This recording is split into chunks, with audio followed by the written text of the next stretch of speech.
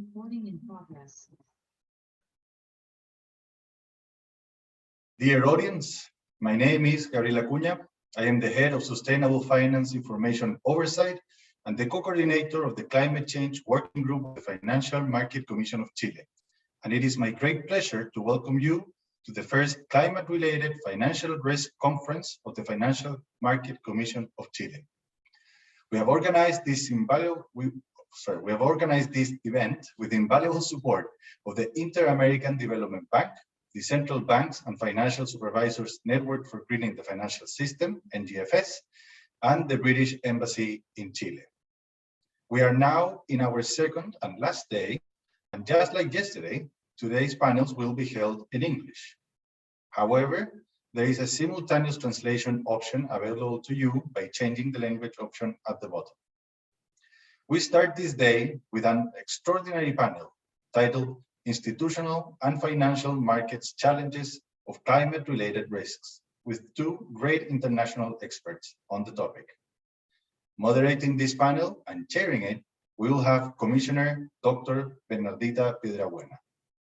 Dr. Piedrabuena holds a PhD in economics from the University of Chile, a master's degree in economics from the Catholic University of Chile, and a commercial engineering degree from the same university. She has been capital markets, international finance, and macroeconomic area coordinator of the Ministry of Finance of Chile, and a member of the Fiscal Advisory Council. She has been a senior advisor to both the Ministry of Economy and the Senate of the Republic of Chile. Before joining the Financial Market Commission, Dr. Piedrabuena worked as a corporate risk manager at the Central Bank of Chile and has been a consultant for different companies. Dr. Piedrabuena, the floor is yours.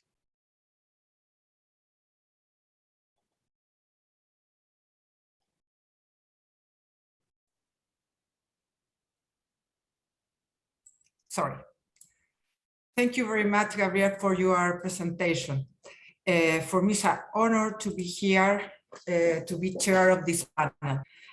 Today, we have the privilege to moderate, the privilege to have two experts on financial climate risk, Dr. Fischer and Dr. Patalano. Dr. Fischer chairs the London Bullion Market Association. He's a non-executive director at the UK Debt Management Office. He provides consultancy services to central banks and spends about half of his time on academic work, including climate change. He's also a visiting professor at the London Institute of Banking and Finance at Richmond, the American International University in London. In 2007 and 2018, he participated as a member of high-level expert groups on sustainable finance at the European Commission and the UK Green Finance Task Force, and worked for 26 years in the Bank of England, where among several senior positions, he was a member of the Monetary Policy Committee and the deputy head of the Prudential Regulation Authority. Dr. Robert Patalano is the deputy head of the division at the OECD Committee on Financial Markets. Among his functions are direct the assessment of sustainable finance concerning ESG rating, performance and investing global market analysis, digitalization of finance, and the data analysis and reporting initiative of the Institute of International Finance. Voluntary Principle for Debt Transparency. Dr. Patalano represents the OECD in a number of working groups at organizations such as the Financial Stability Board, the NGFS, and the European Securities and Markets Authority on topics like financial stability, sustainable finance, and digitalization of finance. Dr. Patalano also serves as the OECD's representative on the G20 Sustainable Finance Working Group and the NGFS Market Transparency Workstream co-chair. We are honored to have such a distinguished guest with us today. We will start with Dr. Fischer's presentation, and then we will listen to Dr. Patalano's. Paul, the floor is yours. Thank you very much, Bernardita. And let me just, great pleasure for me to be invited to present to you today. I'm just going to share my slides with you now. As Lindsay said, I was a long-term economist at the Bank of England, and I got into climate change when I was deputy head of the Prudential Regulatory Authority. So I now spend a lot of time thinking about financial regulation and climate change. And this short presentation is just going to try and connect up some of the risks and responsibilities for financial regulators. This is the agenda. A quick look at what the risks are to the financial sector, and then look at the role of financial regulators and central banks, because this is still the biggest stumbling block, is people trying to rationalize why it is that financial regulators are involved in this space. I want to see if I can give you some convincing reasons. And then we can get into how financial regulations can reflect climate change, which is still a very much an emerging topic. So I was an econometrician by origination, so I always start by looking at the data. And in this case, we start with the amount of carbon dioxide in the atmosphere. And this chart is interesting. It goes back 800,000 years, with the data source being core samples taken from the Arctic ice sheet in Antarctic. And what you can see is that the level of carbon dioxide in the atmosphere now is already 80% higher than what should be normal. And by the time we get to net zero, even if we succeed by 2050, that's going to be about double what it should be. And the point of this chart is just to say that net zero is not the long-term ambition, it's a short-term ambition. If we really want to be sure that the climate of the planet is stable, I suspect we're going to have to get carbon dioxide back to where it ought to be, which means many, many years of negative contributions to greenhouse gas emissions, which means we need to develop technology to take carbon out of the atmosphere. And I say that because people are sometimes fussing about whether or not they can still contribute to climate emissions or not.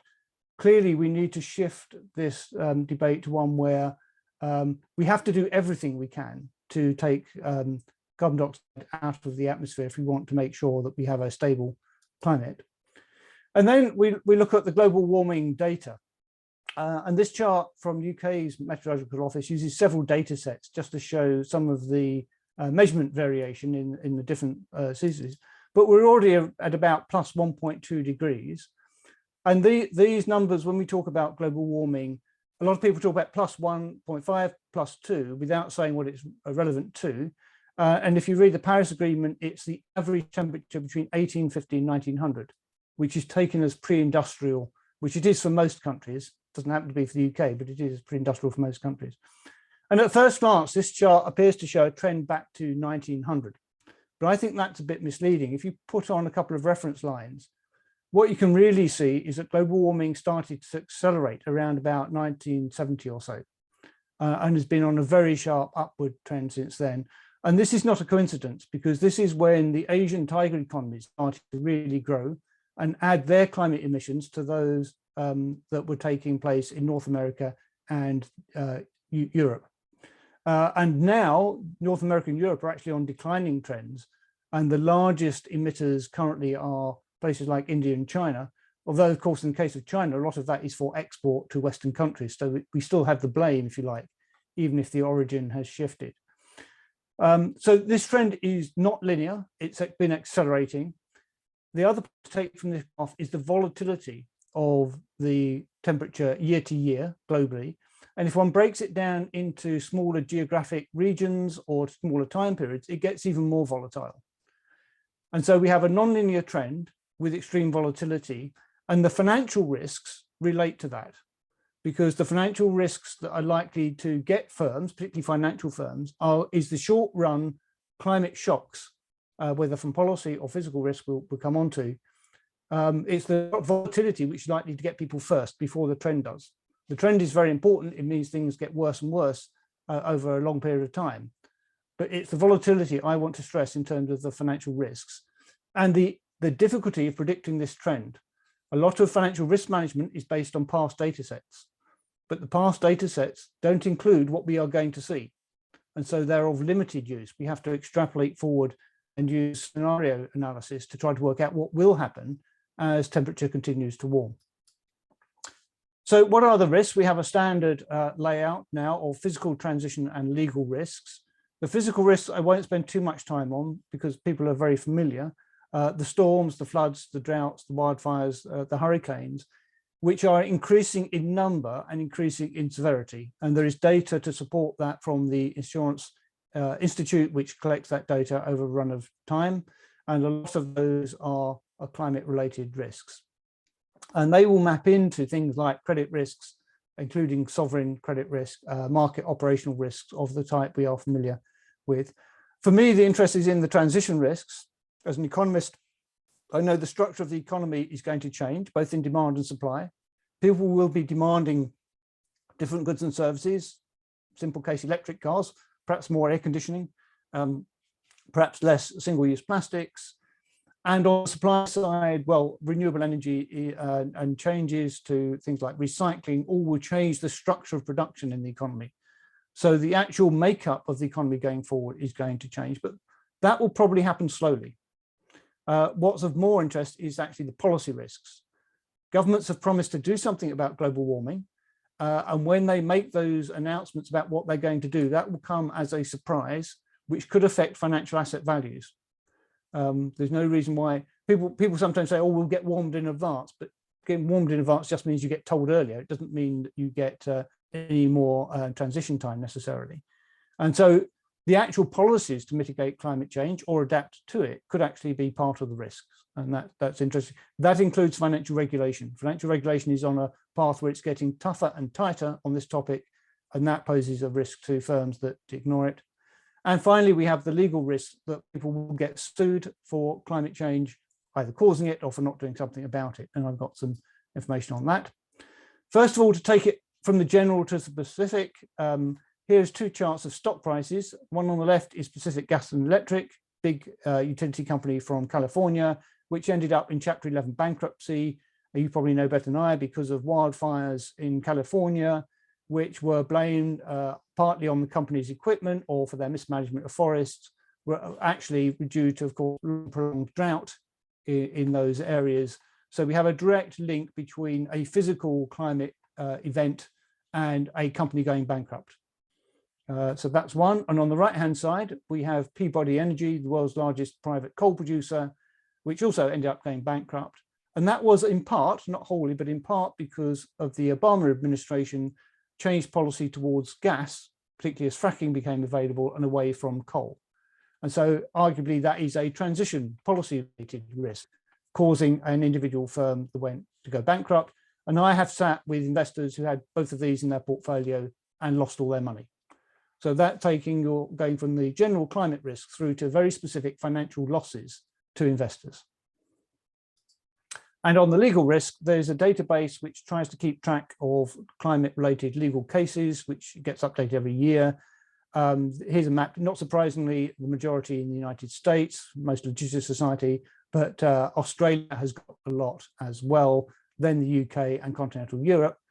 This particular map didn't show any for Chile, but when I went into the database this morning, I found 4 cases in Chile that were listed as being climate-related. So this is growing pretty much everywhere.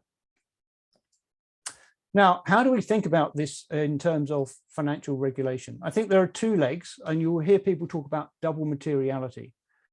First leg for me is the most important, which is the impact of climate change on one's own responsibilities.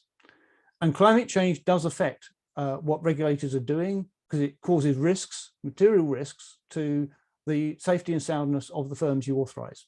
And so it's a direct impact on financial regulation. Also has an impact on anything a central bank does. It impacts on monetary policy, financial stability, all sorts of things. And so that should be uncontroversial. If something is happening in the world which impacts on regulators or central banks' objectives, you have to take it into account. Going the other way, we also need to think about the impact of our actions on the climate. For central bank, those will typically be fairly small. Directly, indirectly, you're supporting the economy, so it will be about the transition of the economy. But actually, if you take action under the first leg, which is to reflect climate change as it affects your responsibilities, you will also do most of the work in terms of having the right impact, is my proposition. I'd just like to add a bit more detail onto this. Some people will say climate change is a moral, social, ethical, political issue, and it is. It's an existential threat that requires action from everyone. but not everybody will take action on that basis. A lot of central banks and regulators have secondary objectives to support government policies more generally, which enables them to take action. That's fine. But the primary argument is it impacts on all of the regulators' primary objectives. If there is a material financial risk to banks, to insurers, whatever firms it is you regulate, it's actually a legal requirement that you take it into account in your supervision and regulation.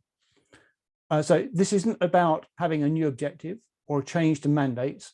And sometimes I like to list this as you should do something, you could do something, but actually you must do something because it's part of your objective and mandate as a regulator. So what are the issues? And I've divided this up here. I'm going to focus more on the regulatory side, prudential regulation, supervision, a bit on conduct regulation. I won't say much about that. Suffice it to say, at the moment, a lot of investors are looking to invest in green assets, but there is concern that they are being offered investments and funds and so on, which are not particularly green, which we call greenwashing, and it's the conduct regulator who has to take action to ensure that what is being sold to the end investor is what it says it is on the tin. To support that in Europe, we're developing green taxonomies to precisely define what can and can't be said to be green. And that's the length we're going to have to go to. If you want something that's going to stand up in court to say you missold this product as green, we need a technical underpinning for that that will stand up in the court of law. I'll say a bit more about micro-prudential regulation in a minute, but just a note for central bankers watching, this does affect monetary policy. There will be more shocks to the economy through climate action, in particular supply side shocks, which push inflation up and output down at the same time. They will come through things like energy price shocks, as we're seeing at the moment, but also food price shocks as climate events hit world food supplies. And supply side shocks are much more difficult for central banks to deal with than ordinary demand shocks. There's a risk to financial stability should we get system-wide asset price repricing. We haven't seen that yet. We've only seen individual stocks move on climate news, but it is possible to get a widespread repricing. So financial stability worries are there. There is a very controversial issue about balance sheet management, and I've written a sole separate paper on that, which I don't want to go into today. We haven't got time. But basically, central banks do have the ability to influence green asset markets. And the big debate is how should they do that?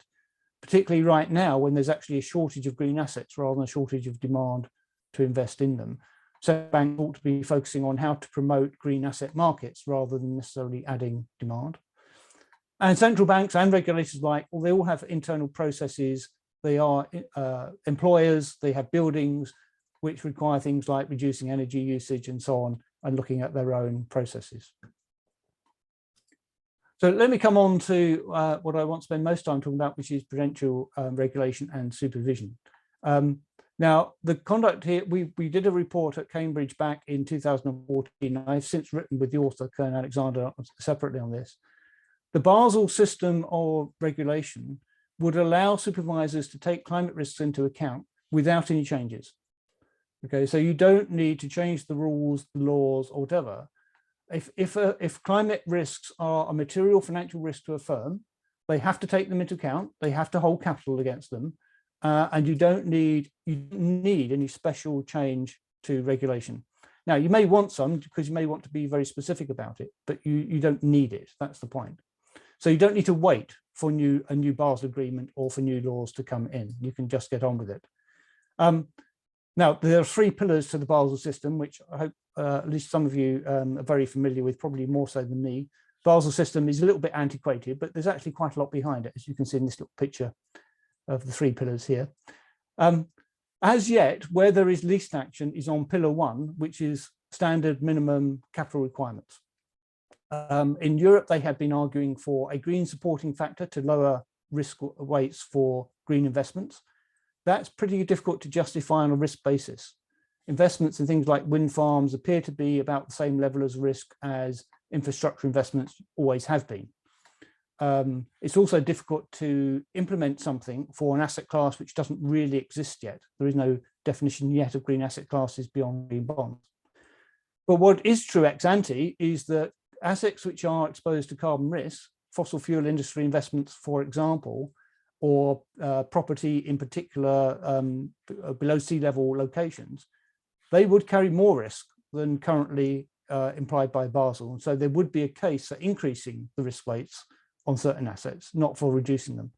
Now, there is a Basel subcommittee working on that. It hasn't come to any conclusions yet, but they are very well aware of these issues. I know that because I interviewed the co-chair quite recently for an academic course. On Pillar 2, there is a lot of progress. Now, this is about firm-specific idiosyncratic risks, where the supervisor should be engaging with the firm to make sure it is properly managing all its risks. And this is where I think most supervisors are starting to take action, looking at what commercial banks in particular are doing on their risk management front. If they're doing nothing, that clearly isn't correct. It's up to the commercial bank itself, regardless of the minimum risk weights, to calculate what capital it needs to hold against its climate-related risks. And supervisors can simply say, you're not doing this properly. And there is a penalty for it. You can threaten to have a higher capital charge idiosyncratically for that firm if it is not meeting its requirements under the Basel regime. And the PRA, who are spearheading some of this in the UK, said they will be moving up through the gears in 2022 to impose the supervisory expectations on what their firms are doing. There's governance issues. In the UK, we have a senior manager regime, which requires there to be a senior person in the firm responsible for managing climate-related risks. The Bank of England are also doing coordinated stress tests across the climate-related stress tests across the leading banks to try and find out what the exposures are. And so there's quite a lot of action can be taken under Pillar 2 if the supervisor is up for it. Basically, it's a mindset thing. You have to be a supervisor that wants to engage and wants to do this, but there's nothing in the rules to stop you. And in fact, arguably, the rules say you should. Pillar 3 is where there's been most action globally, because this is market discipline through greater disclosure of risks. And in particular, the Task Force on Climate-Related Financial Disclosures has ensured that most large firms across most of the world are busy engaged on trying to work out what their climate-related risks are and disclosing that, and that includes the firms. In the UK and the EU, we are moving towards having mandatory disclosures on this. And I've just recently seen moves in the US from the SEC and the National Insurance Commissioners, National Association of Insurance Commissioners, also to make climate-related risks mandatory. So although the TCFD made voluntary disclosure recommendations, it's going to be required, which we've been saying for some years. We do have this problem of backward-looking data underpinning the existing risk industry, which we need to address. How are we going to calculate these risks when we don't have the right data set? And that's what most of the discussion is amongst chief risk officers. And we have the conduct regulation agenda I talked about earlier. So there's a range of things going on. As I said, specific action measures, supervisory expectations, coordinated stress tests, governance, disclosure. Coordination, one is worth mentioning, because no one firm, regulator or central bank has really got the information to do all this on their own. And what we're seeing around the networks is people forming coalitions of different interests in order to address the issues. In the UK, the Bank of England and FCA set up the Climate Analytics Risk Forum for the banks to come together and be able to discuss the issues around measuring risk and taking it forward. Internationally, we have the NGFS. I'm pretty sure Chile is a member of the Network for Greening the Financial System and taking part in that. I help run the Cambridge Institute's group of banks that get together again to try to solve some of the more positive aspects. How can you make money out of the green agenda, basically? Because you can, by offering the right services and the right products. And banks also working together on that. A selection of things on this chart around what's happening now. The top rank is things that central banks and regulators are doing of their own accord. The bottom is more things that are going on around it. I say stress tests, governance, risk management, network for greening the financial system, greening of balance sheets by central banks. At the moment, the Bank of England, ECB and the Riksbank have all got as far as looking at their corporate bond holdings and wanting to tilt those away from fossil fuel related assets towards green assets. And the Bank of England has also published its own disclosures twice, its own TCFD. And there are also movements going on secondary objectives. The BOE asked the Treasury to make it explicit in secondary objectives. And we also changed that for the European Banking Association, EIOPA and ESMA in Europe. So these organizations now have to take sustainability into account. Now, I'll stop there because we wanted short presentations to leave time for question and answers, but I hope that gives you the sense of where we're coming from. Central banks and regulators have to take this into account. I don't think it's rocket science to work out the ways in which climate change is affecting institutions, and it's up to regulators to make sure they are managing those risks properly. Thank you very much. Many thanks, Dr. Fisher, for a very interesting presentation. We will now listen to Dr. Robert Patalano's presentations. If you have any questions, please type them into the chat box and we will do our best to answer them. Robert, over to you.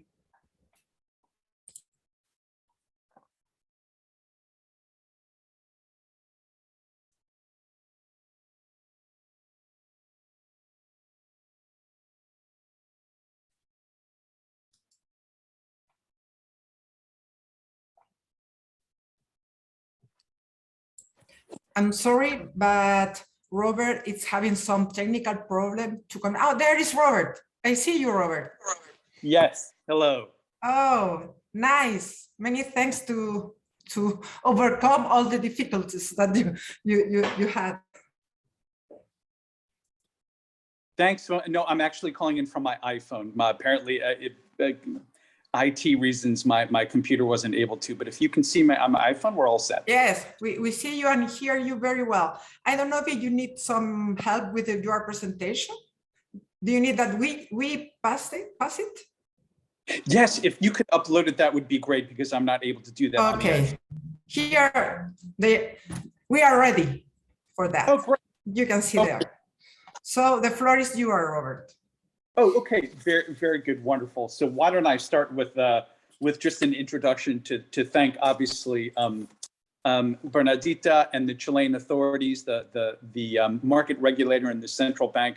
I really am impressed with your leadership on this issue on climate. So I want to thank you for inviting me for this session. I suspect Paul has already won. Is that the case? Paul has already presented. Right. Yes, Robert. It's your turn. So maybe we'll do it in reverse in the sense that what I will do now is I will create the case. I want to show you some analysis that really tries to drive home how the current state of ESG and climate transition, despite a lot of impressive progress that's being made, really requires additional scrutiny by authorities and good practices by market participants. So that's really the nature of what I'm trying to do. And I want to thank also my colleagues. You can see on the slide here, several of my colleagues have really contributed to the analysis here, and that's driving the report. So maybe turning to page 1. So first I want to tell you the good news in the first few pages. And what we can see here is that ESG ratings in investing are beginning to be mainstreamed across major markets. And if you look on the left-hand side, you can see, in terms of number of companies, we still have a ways to go. But on the right-hand side, if you see by market cap, what I'm trying to show you is that the vast majority of companies by market cap on stock exchanges are getting some form of ESG ratings from prominent ratings providers. And that's a good thing in essence, because it means these companies are disclosing, whether they're disclosing publicly or they're providing feedback to these rating providers, but it's starting to get them to think and to do due diligence about their challenges in terms of environmental, social, and governance. And that's good. That's good progress. Turning to the second slide, what we can see here is we have to ask a question. Why is so much effort being made in terms of disclosure and information and ESG ratings? Well, presumably, if we want to scale up climate finance and align with sustainability goals, we want to get a sense of whether the markets are actually doing something with this information that is change. Are they moving toward, rebalancing their portfolios, moving capital into the right direction? Because if we don't see it in the markets, we have to really ask ourselves, what's the purpose of all this? So we're seeing here, I'm giving you examples for auto companies on the left, the price to earnings ratio and the use of renewables, of renewable energy in their processes. We're seeing this interesting correlation over the past few years. And I say it's a correlation. Also we're seeing with oil companies the same relationship, but there are probably many factors that are correlated to the improved price earnings ratio. And on the right-hand side, you can even see it's also correlated with oil prices. So you have renewable use on one hand and oil prices on the other hand. So I guess my point here is we're starting to see evidence, we, academia, industry analysts are starting to show that there's a relationship, but obviously it's mixed and a lot more work needs to be done. And frankly, we need to, and I'll show you this in the next slides, we have to acknowledge that the current disclosure and rating regime really has a lot to be desired, so it's hard to tell where we're going. On the next slide here, I want to show you, okay, yet another example of what's actually happening in the markets. What are we seeing in terms of the growth of funds? So I want to show you some what are called climate aware funds, which allows institutional or individual investors to put their money into some sort of investment that they think is sort of helping have a positive impact on the environment and on the climate transition. However, within these climate aware funds, you can see that a few of them, climate solutions, green bonds, clean energy, these are actually growing the fastest, as you can see on the left-hand side. However, on the right-hand side, if you have to ask, okay, am I reducing my carbon footprint? Am I reducing my carbon intensity? And in this case, we have to say that the climate solutions, green bonds, and clean energy tech funds actually are much more carbon intense than the average market. And, you know, that may be a concern for people who may think that they're aligning with good practice and environmental integrity.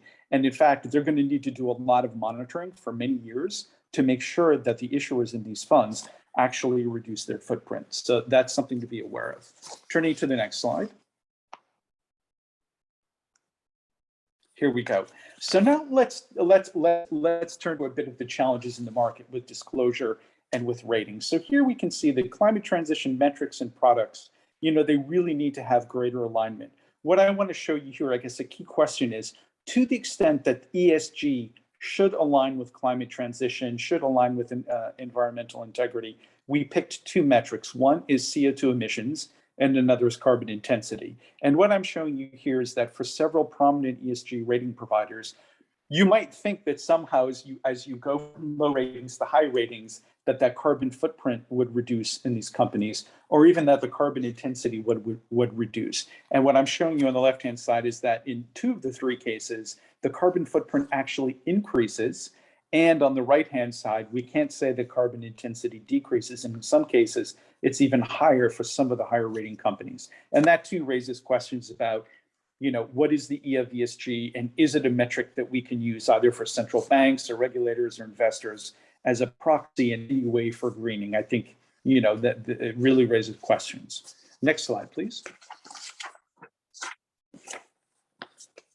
Great. So then what we tried to do is to say, if we use the E of ESG as a guidance, and knowing that a lot of institutional investors are integrating ESG into their investment choices, what would that do to a broad-based portfolio, equity portfolio, say in the S&P or in a European indices? You know, what would be the result? And what we're finding here is that tilting with higher E scores and tilting away from lower E scores, we end up with portfolios, and our calculation is that the portfolios actually have higher carbon emissions when they're using these E scores and traditional or typical tilting strategies. And in 2 out of the 3 cases, we result in portfolios with higher emissions. And that too is a concerning, to the extent that some investors don't quite realize that by using ESG and the E in particular, they can end up with higher emissions. Turning to the next slide. So this calls into question what exactly is being communicated in climate transition plans. They're growing in use. There's more relevance of the reporting, more following of TCFD. This is all wonderful progress, but we really need to understand then how markets and market participants use it, and is it supporting market integrity and environmental integrity? And what we're seeing here, my charts below show that certainly the disclosure of policies to improve emissions reduction and also targets to improve energy efficiency are more likely to be associated with higher environmental pillar scores. This is good, right? Better disclosure about policies, which is signaling intent toward a direction.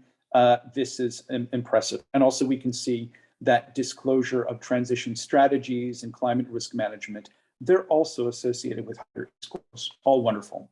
Next slide. However, and let me just warn you, the next 4 charts are basically, they're colorful, but they're basically telling you no correlation. So what I'm saying here is that we're now looking at what are some hard facts, either backward-looking metrics or forward-looking metrics or current metrics that give us confidence, not just policy or governance or risk management strategies, but actual implementation actions. And what I'm showing you here is that the disclosure of emissions reduction targets and the actual reduction of carbon intensity, such as on the right-hand side over the past 3 years, it doesn't appear to affect the E-pillar score at all. And it really raises questions if so many asset managers now are using ESG, if they're using the E, are they capturing actual good practices from issuers? And that raises the questions as to whether they're going to reward firms that are advancing against their targets if they're using these frameworks. Turning to the next slide. Great. So again, very colorful slides, no relationship. What we're showing here is that are investors actually rewarding the higher use of renewables as inputs or environmental expenditures? And what I'm not showing is the same thing for environmental R&D and other factors. And what we're saying is these are the inputs. If you have a commitment to some sort of target, as an investor, I would want to know, what are you currently doing with your business model? How are you implementing your strategy? So I can get some sense on an annual basis whether you're moving toward your target. And yet again, what we see is that there's no relationship between these factors and any of the scores from several prominent ratings providers. And that too raises questions. Next slide. So we've shown this to asset managers and they're saying, sure, okay, but ESG, it's really an amalgamation of so many different issues and it's hard to extract climate transition from this, even from the E. And that of course, they're looking for long-term value and climate transition is only one part of that. So they were suggesting, well, if you really care about climate, start looking at climate frameworks. And of course, everyone turns to transition pathways and others, climate action 100 plus, increasingly GFANs. There are different types of frameworks that are out there. And by the way, if you want to learn more about the frameworks in a nice, easy way, the NGFS just published a report on market transparency today. And the 3rd chapter, which OECD contributed to, really gets into comparisons of these frameworks and their benefits and some of their drawbacks. So I'll just give you a taste today. And that taste basically is saying, if you compare the environmental pillar score of the major ESG raters to the transition pathway initiative, particularly the higher scoring companies that both have awareness and they're taking action to reduce their carbon footprint and intensity. What we're showing you on the left-hand side is of 4 providers, only one of them even has a minor correlation, R squared of 0.2, showing that there is a relationship between the E score and the promise of lowering carbon intensity from 2021 to 2050. What we would have expected, since we've heard from asset managers, no, we need to be looking forward-looking to see companies that are ambitious, and then we have engagement strategies to make sure they get there. But it's interesting, the E-score really doesn't seem to capture even that level of ambition.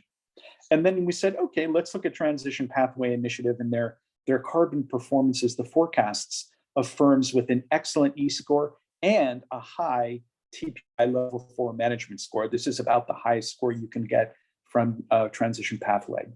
And what we're finding here, and again, this is just a snapshot of some of these energy companies, but what we're finding here is even for those companies that scored very highly, what we're seeing in many cases, they're not really showing a high level of ambition in terms of either trying to achieve net zero, and here we're looking more at carbon intensity, but it's still a metric to help you reduce your pathway. And in some cases, they're not even below what would be expected by national pledges.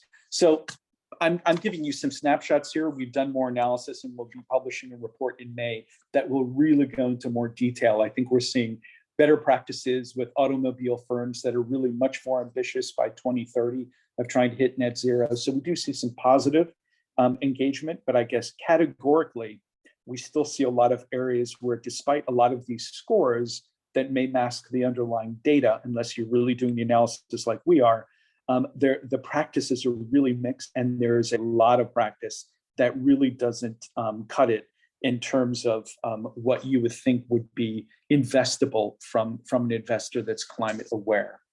So turning now, we have a few recommendations, and hopefully this aligns with some of the points that Paul has made.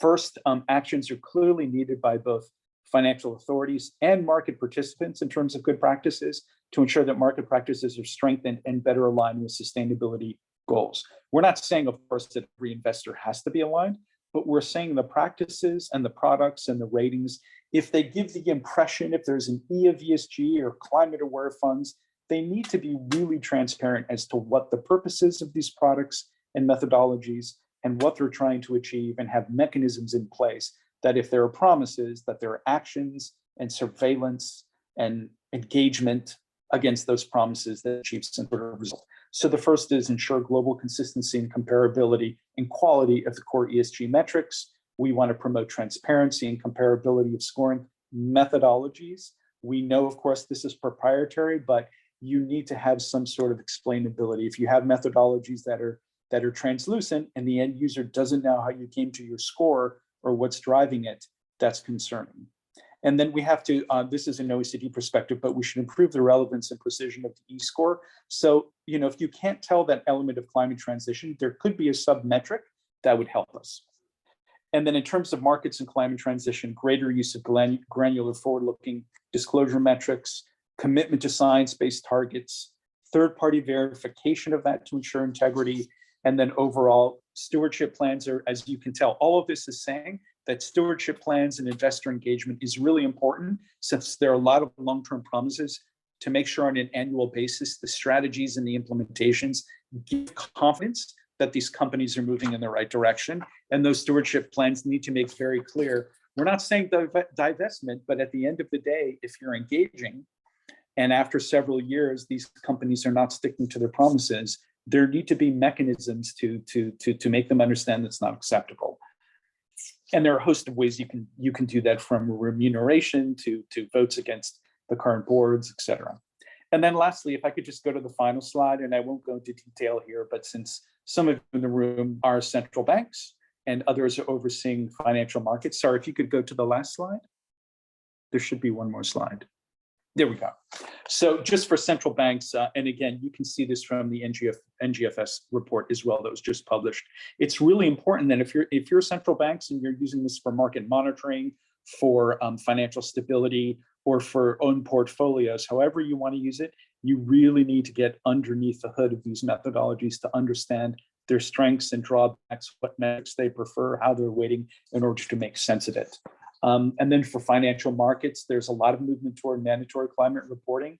It's really worthwhile, particularly in the event that IFRS is moving forward with its sustainability global baseline standards. With all of the effort to try and get baseline standards, it's important to make that effective across countries as a baseline. And then we need to have something on top of that when we're dealing with net zero science-based targets, interim targets, even annual, and progress against the pathway in terms of strategy and business model. It's important that we get more consistency, even above, if it's voluntary, but even above a global baseline, to make sure that the hundreds of metrics that are being used across the world, if not thousands in some cases, that there's some consistency and understandability and explainability about how they're using methodologies. And then, of course, third-party verification is really important, the assurance of that information that's coming out. And then, again, I think it's very important that for all of us involved, central banks, finance ministries, market regulators, financial markets themselves and associations, and then international organizations, as we're all very involved, to try and make sense and to help national authorities do cross-country comparisons to make sense of all this and come up with good practices that are globally integrated, interoperable, so that we can all benefit. So there we are. Why don't I end my presentation there? Thanks very much. Many thanks, Roy, for your presentation. Now we are going to try to answer some of the questions that we had received. So the first question is for Paul. Paul, you recently edited a fascinating book called Making the Financial System Sustainable. One idea inside the book is about reconciling sustainable issues with the classic financial economics paradigm. Where are we now in the discussion? Which steps do you think it is crucial to take about these risk factors that can worsen in the next 34 years horizon that an investment practitioner considers? In the same way, the risk-based approach is one of the best tools to approach prudential supervision from a climate-related risk perspective. How much outdated is this framework? How to improve it? Paul. Thank you very much for those questions. On the first point, I think economics has a long way to go. I call myself an economist. I've still got many colleagues from that sector.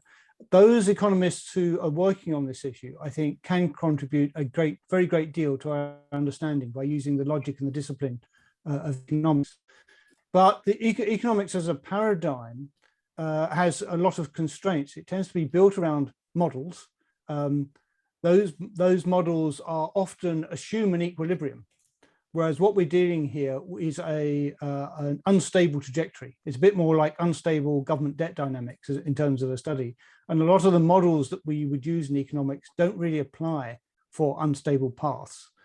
And again, most economists are used to doing marginal analysis rather than look at existential threats, as we're doing with something like climate change. And then in terms of quantifying it, it's quite hard to quantify models based on past data when the main risks haven't actually occurred yet and aren't in the data sets. So there's a lot of challenges there. They can be overcome if one is open to do it. But there's too many of my colleagues who still think, oh, just price carbon and the problem goes away. And it just doesn't work. I've actually written something on carbon pricing to demonstrate why it doesn't work like that. But too many people who haven't worked on it still come back with that. So I think economics has a long way to go, but it also has an awful lot to offer if we can get more of our colleagues involved in the subject. The risk-based approach to and again, there is a chunk of that framework which is outdated. I spent a lot of my time being responsible for the Bank of England's balance sheet, and we employed all the traditional risk metrics, VAR and so on. And most of those sorts of risk management metrics are completely useless when it comes to crisis. You know, you get people suddenly saying, oh, there's a 6 sigma deviation, which just means you basically had your model wrong of what the risks were.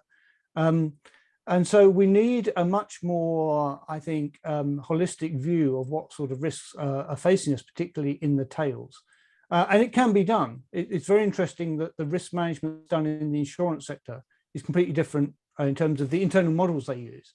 Is much different and much more sophisticated than those used by banks, for example, where the insurance internal models will do hundreds of thousands of stochastic simulations of balance sheets, assets and liabilities together with different parametric assumptions in them, whereas the banks, we might choose 3 stress tests.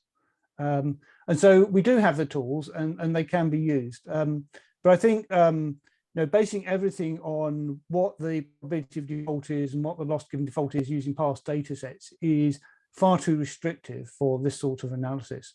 And people miss the obvious risks. You know, all of a sudden they say, oh, my bank has been flooded. Well, because it never flooded before, so it wasn't on our risk register. And that's the sort of thing we need to sort of break the shackles a bit on. And risk managers, I think it's too easy to tick the boxes. Many thanks, Paul, for your answer. Robert, one question for you.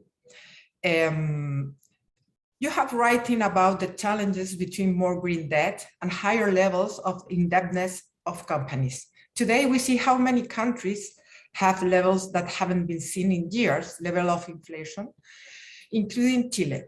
Issuing debt is costlier now due to the higher interest rate levels. What type of strategies do you think SMEs can perform to overcome this restriction, specifically in green emissions? For example, are you prone to have sustainable stated guaranteed loans, which could be the role of the government in this issue? Great, thank you. So let me first try to address that head on. First, there is an enormous amount of debt in the system. I was just speaking at a conference on debt and sustainability a few days ago, And in emerging markets and advanced economies, the amount of debt over the past 10, 20 years has really gone to unseen levels. And of course, over the past 2 years, COVID has had an impact on that, and that additional level of debt to deal with fiscal deficits to address the terrible impacts of COVID was entirely warranted. But of course, now it's left us with the prospect of trying to deal with higher inflation, with very high debt, with less fiscal room, the impacts from the Russian invasion, and then on top of that, the desire to scale up green finance, and green finance is a portion of the market, but then for all of the market to try and deal with climate transition for these companies, whether they're energy companies or any sort of companies that need to go through a transition to net zero. This is going to require an enormous amount of capital during a period where capital may become scarce, or at least will be much higher cost due to rising rates or the expectation of rising rates around the world.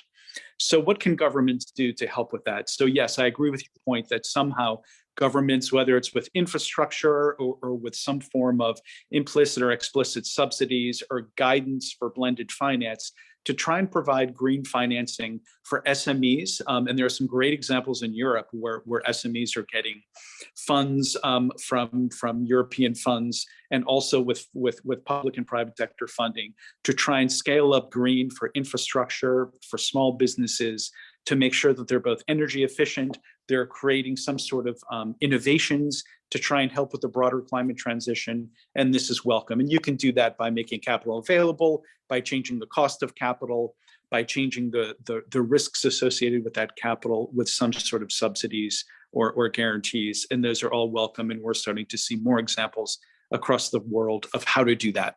But I think of equal importance, and probably an area where I'm spending more of my time, is the concern about this high level of debt and climate transition. So you can imagine, to the extent that this transition becomes less than orderly, and given the delays in the scaling up of that transition, there's a growing expectation that it can be orderly, particularly in certain parts of the world. And the Russia invasion and the impact certainly is drawing attention to that. It's really concerning. So with higher costs of capital in the parts of the market that are becoming disorderly, that's going to start to have an impact on real economies, right? You're going to have over 3 trillion of leveraged loans, another few trillion of high yield corporate debt and emerging market debt. And if the climate transition starts to put a lot of pressure there, and you have downgrades and defaults, then you're going to have negative feedback loops that really puts a lot of pressure on the credit risk premia at the very time that interest rates are going up. So the overall yield on that debt is going to be very high, and in many cases, it's going to start raising questions about broader debt sustainability at the very time where these companies desperately need capital, affordable capital, to make that transition. So let me end. Your question's a really valid one, because even beyond green, the broader transition, it's going to need innovative ideas and capital support from governments in different forms. And we need to turn our attention to that now more than ever. Many thanks, Robert. I'm so sorry we had a lot of questions on our chat box, but we are running out of time, so we need to finish this panel because we have to be on a schedule. So Robert and Paul, very many thanks for your presentation and your answers.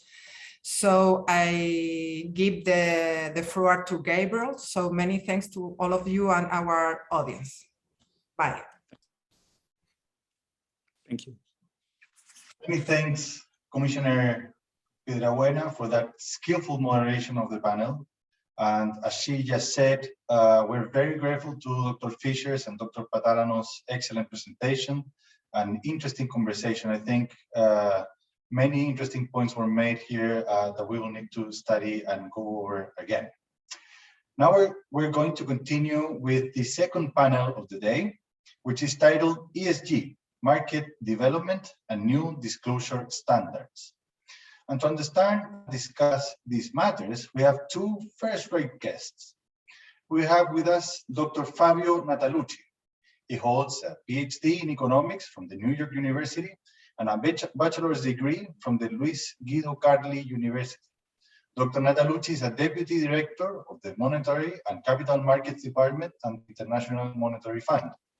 In that capacity, Fabio is responsible for the Global Financial Stability Report, which delivers the IMF's Global Financial Stability Risk Assessment. Before joining the IMF, Fabio was a senior associate director in the Division of Monetary Affairs at the Federal Reserve Board of the United States.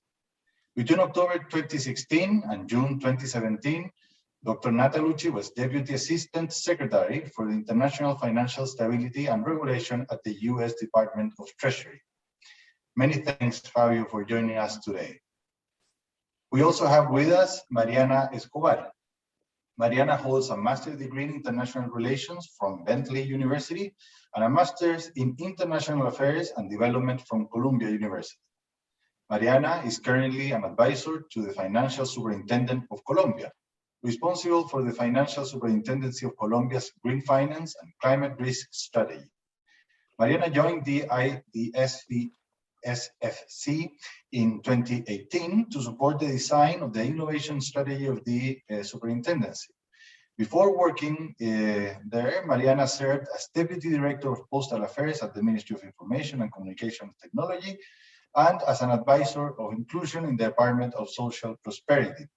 She worked at City Colombia as a sustainability manager and representative of the City Foundation in Colombia. Mariana, we are happy to have you with us today. I will now leave you with Dr. Natalucci's presentation. Fabio, the floor is yours. Well, thank you so much, first of all, for the invitation, and it's a pleasure to be here. So what I thought I would do to start the discussion is to give you an overview of some of the developments in sustainable finance, green and IO, particularly in emerging markets, in terms of some of the dynamics we have seen in the last few years. Then pivot to some of the policy issues that have been raised. I co-chair one of the NGFS workstream on climate data gaps, so I thought I could bring in some insight from what we have done there. Then to broaden the discussion of what needs to be done to continue to foster a sustainable finance market with an eye on emerging markets. So that's my plan for the presentation. So if you mind going to the first slides. In terms of issuance, the next please. In terms of issuance, 2021 was a breakout year for emerging markets. There's been a significant acceleration in flows to both equities and funds. For example, in terms of bonds, there were almost $200 billion ESG-related bonds in 2021. That's about, if you want to make a comparison, about 50, 60 in the last few years. So it's a significant jump in issuance. The equities, it's a little bit more mature as an asset class relative to fixed income. So continue to see a pickup, about 25% year-over-year growth, with asset under management now totaling about 150 billion. Now, there's a number of reasons behind this pickup. Some of it has to do with awareness following the pandemic. Some has to do with acceleration in green strategies, particularly in Latin America. More generally, growing awareness globally about the financial stability implication of climate change. Now, it's also possible that another factor, apart from this factor, a cyclical factor, has to be the outperformance of the asset class. So as ESG securities, as you can see here to the right, have outperformed broader indices across a number of countries. Next slide, please. Now, an important point I think to make is not just the market has grown as an aggregate, but also the market has been growing in terms of different dimensions. So it's been maturing, if you want. So particularly, I'm going to be focusing here by growth by region, by type, and by sector. In terms of region, if you look at 2016-18 versus 19-21, China has been a major leader in the segment. But as you can see from the pink bar here, the contribution of China in terms of the sector has declined over time, with other countries like Chile, India, Mexico picking up some of the share in terms of regional diversification. In terms of type of bonds, green bonds obviously remain the largest segment, account for more than 50% of total issuance in the last 3 years. But that is down from about 80. So that's a significant reallocation of share, particularly with other segments like social bonds or green bonds. And then finally, in terms of sectors, financials used to be the largest sector segment in ESG bonds. Other sectors have increased their share, particularly utilities and financials here Now, importantly, utilities, energy are some of the key sectors that not only are leading this expansion, but also those are traditionally firms that could be non-ESG firms. So they might be trying to become more green. And I think that's an important point to make in terms of incentives in the growth of the sector. Next slide, please. Now, another way to look at this, is to look at the sector growth, is to think about EM financial stability, issues related to financial stability. So by looking at issuance by onshore versus offshore and across countries. Now, the chart to the left shows that 2021, as I said, has seen a sharp pickup in issuance, but not only in total issuance, that's the blue line, but particularly in offshore issuance, where ESG-related instruments at this point account for almost 20% of total issuance. And this is, I think, it's an important point that goes back to the issue of growth and maturing of the sector. This may be because ESG issuance at this point seems to be enjoying also a different, broader investor set when you think about international investors. Now, the chart to the right shows different emerging markets, how different emerging markets lies along different parameters. In particularly, the x-axis shows the number of offshore, and the y-axis shows the number of total issuance. Now, one point to make. First, Chile is a clear dominant leader in the space, with about 25-35% of issuance related to ESG instruments. Second point, that Peru, it's a second distant, but second country to highlight. And then there are countries like Poland, India, where ESG instruments are a significant share of offshore, but not so much when it comes to overall issuance. Next slide, please. Now, when you start looking more clearly along two dimensions, right? So specific country differentiation as well as instruments. Now, there is no clear-cut pattern here that comes across here. I would say in general that every emerging market is unique on its own, as has its own specialization. For example, if you look at green bond, the second bar, this seems to be dominated by Brazil, China, Poland, and Mexico. When you go to green loans, the first column, those are very important for India, South Africa, and Turkey. When you look at sustainability bond, the fourth column, key are Malaysia and Peru.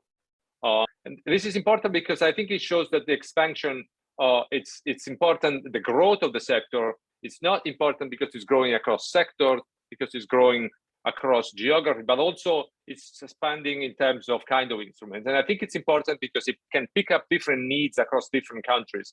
And so as a variety of instruments, it's able to, one, it's to pick up some of the needs of the individual country, but also in terms of investor, right? So in some sense, this differentiation, I think is good both for demand and supply of ESG instruments. Next slide. Then finally, one more point about emerging markets, and that's going to help me to pivot to the policy part, is that there are three major challenges that emerging markets seem to be facing. The first one, and that's the first chart to the left, has to do with adherence to ICMA green principles, green bond principle. Now, there is a large variation among emerging markets. There's many countries that score very low in terms of this principle. So clearly there is big scope improvement in terms of adhering to ICMA green bond principle. The second point has to do with ESG score. 3 out of the 5 regions have seen declines in both sovereign and corporate ESG score post-pandemic. In part, this could be related to already downgrades, but clearly poses challenges for investors in terms of data availability and in terms of scoring, in terms of performance. And then last point has to do with data disclosure. That remains, in my view, the most important challenge for emerging markets in terms of emerging market availability and quality and disclosure are quite poor, particularly when compared to advanced economies, as you can see to the right here. Now, within emerging markets, there is a big variation with Asian emerging markets like India, Philippines, Thailand, that seems to be lagging significantly. And within this, the environmental category has the largest data disclosure gap. Now, so if you can move to the next slide. So what to make of this in terms of policy priorities? I think, again, going back to thinking about what the investor may be looking for in terms of increasing the maturity as well as flows into this sector, I think one is the role of climate data, right? So there's a need for robust, reliable, comparable climate data. Those are crucial for financial sector stakeholders, whether this has to do with monitoring financial stability from the public sector side, whether this has to do with supporting climate transition, so fostering growth of sustainable finance market, or whether this has to do with assessing firm level risk, for example, for risk management practice purposes for financial institutions. Next slide. Now, where are we in terms of data? Now, you can see that the percentage of firm, and this is taken from the TCFD related disclosure at the end of last year, that the percentage of firms that disclose climate-related metrics and targets has been improving, right? Both in terms of targets and metrics. Since the last 3 years, you have seen an increase of, but if you look at the level of the share of firms that report these metrics and targets, we are still south of 50%. So clearly there is the direction of improvement. It's where we want to go, but the level is still not where I think ideally we want to go. And I think part of the IFRS International Sustainability Standard Board work on this disclosure based on the TCFD, that could be an important impetus, I think, to increase this number. The second point is that also there's a difference across region, right? So if you look at the top 50 companies and that disclosure by region, clearly Europe is ahead of the game with almost 70%, followed by North America and Asia. But you can get, when you start getting into Latin America, Middle East and Africa, even looking at the largest companies, now we're starting to talk about 30% only of firms reporting. And then, of course, there is a difference across firm size, right? Again, improvement across the board, across firm side, but the number are still relatively low. So larger firm, say north of $12 billion, we see now almost 50%. But when you start getting to smaller firm, less than 3 billion, it's only 20%. So 1/5 of the universe. Next slide, please.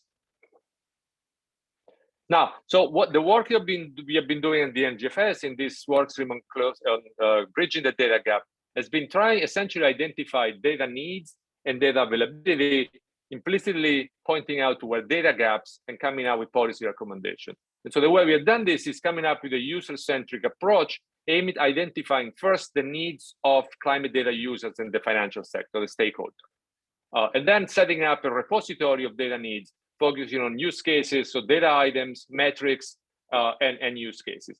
And this repository actually has been, is out now for public consultation that is going to go through early May, I believe May 6th or May 7th. So anyone that is interested in providing comments on the repository, it's on the website of the NGFS, and we very much welcome anyone who has views in terms of use cases that we identify, data we have identified, metrics, and whether we have missed any of those.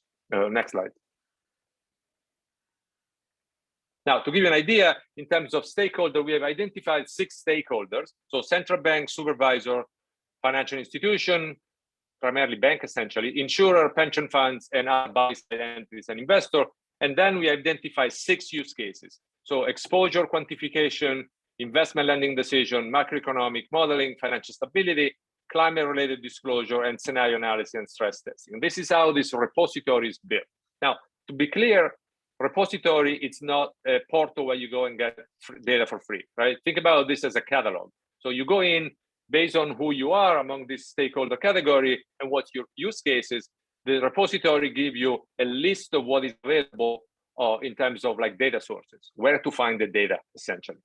Next slide.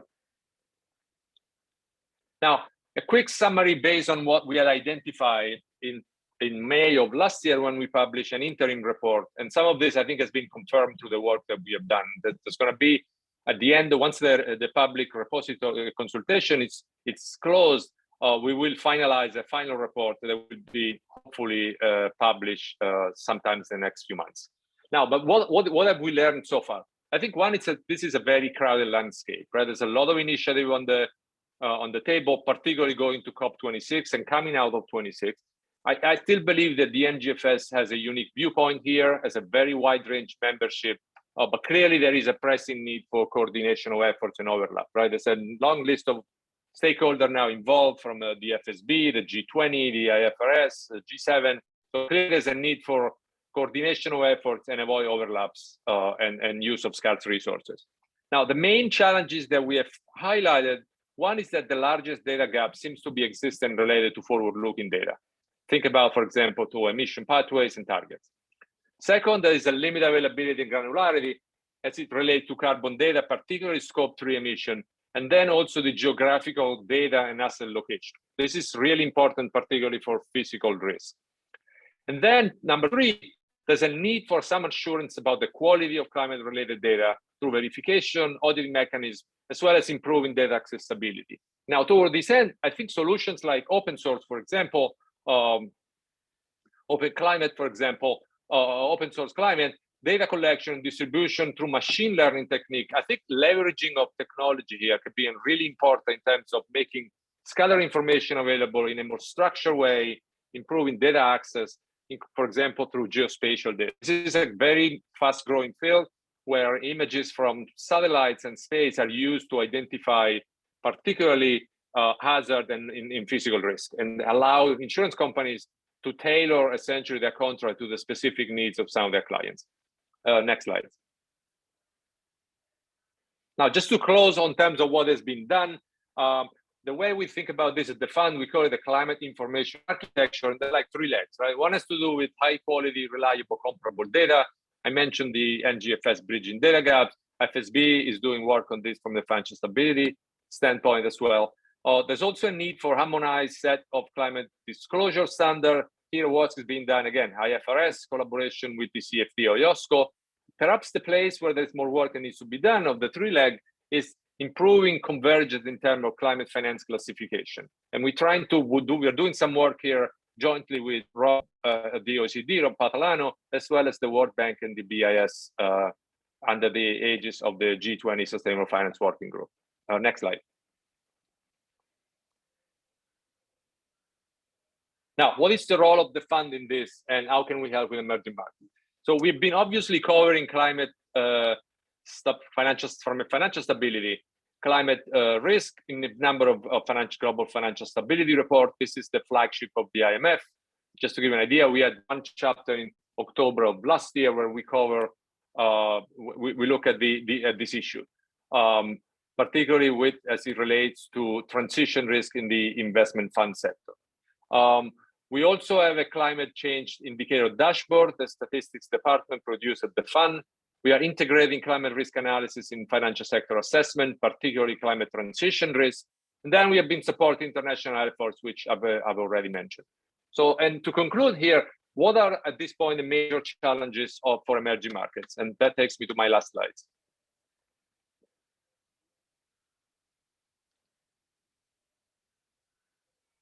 I think there are 3 main challenges. One is, like, as I mentioned, getting access to climate data. It's more difficult for emerging markets, right? Think about possible supply chain and availability of data, quality of data, and system in place to gather those data.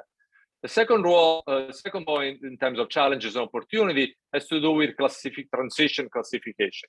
It's a growing body of this. The OECD has been playing a leading role in this. Hopefully we'll bring some of this into this principal work that we're doing with other international financial institutions. Another international forum will be looking into this. And then number 3, there's a need to lever up private finance, right? So if you want to finance the transition, the numbers of investment needed in terms of renewable and transition are huge. And so the public sector can't do it by itself. There's a need of use private finance. And how do we lever up private finance? All this is an opportunity, one, to diversify the industry base, and so bring more investors into the sector.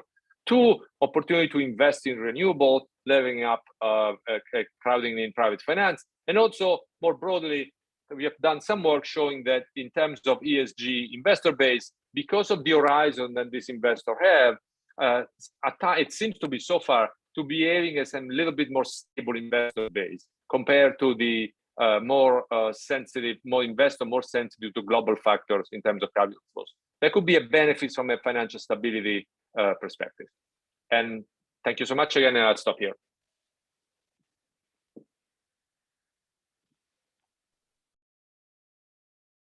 Thank you so much, Fabio, for an amazing presentation. We will now move on to Mariana's presentation. Mariana, the floor is yours.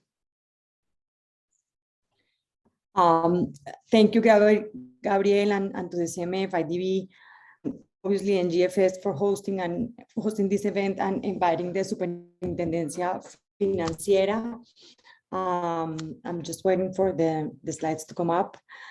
But while they put them up, I just can presentation going to be a structure around 3 themes: how the Superintendencia started its journey into ESG and climate integration into the financial system. Then I'm going to do a deep dive, I guess, on the taxonomy development that, as many of you know, it was launched 2 weeks ago, and it was a huge milestone for the Superintendencia, for Colombia as a whole. And then finally, I'm going to talk a little bit more on the disclosure regime or the regulation around the ESG disclosure. I'll tie it up with what Fabio just mentioned. I will reference certain things that I see for emerging markets as well. In general, not specific to Colombia, but obviously most of the presentation is based on the Colombian experience. So thank you very much. Please, next. So as many as you know, and for many financial regulators and supervisors in emerging markets, sustainability as a whole was mainly understood under corporate responsibility scope. So for many years, at least in the Colombian market, financial institutions and other supervised institutions in Colombia from the financial system understood sustainability from a corporate responsibility perspective. So we didn't engage much in these discussions.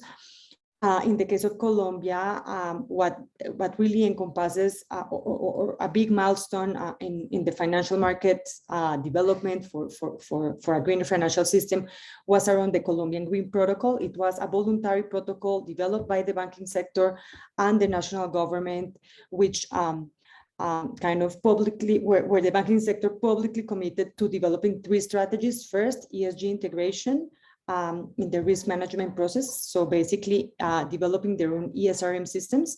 Secondly, around obviously financing and product development and innovation, green product development and innovation.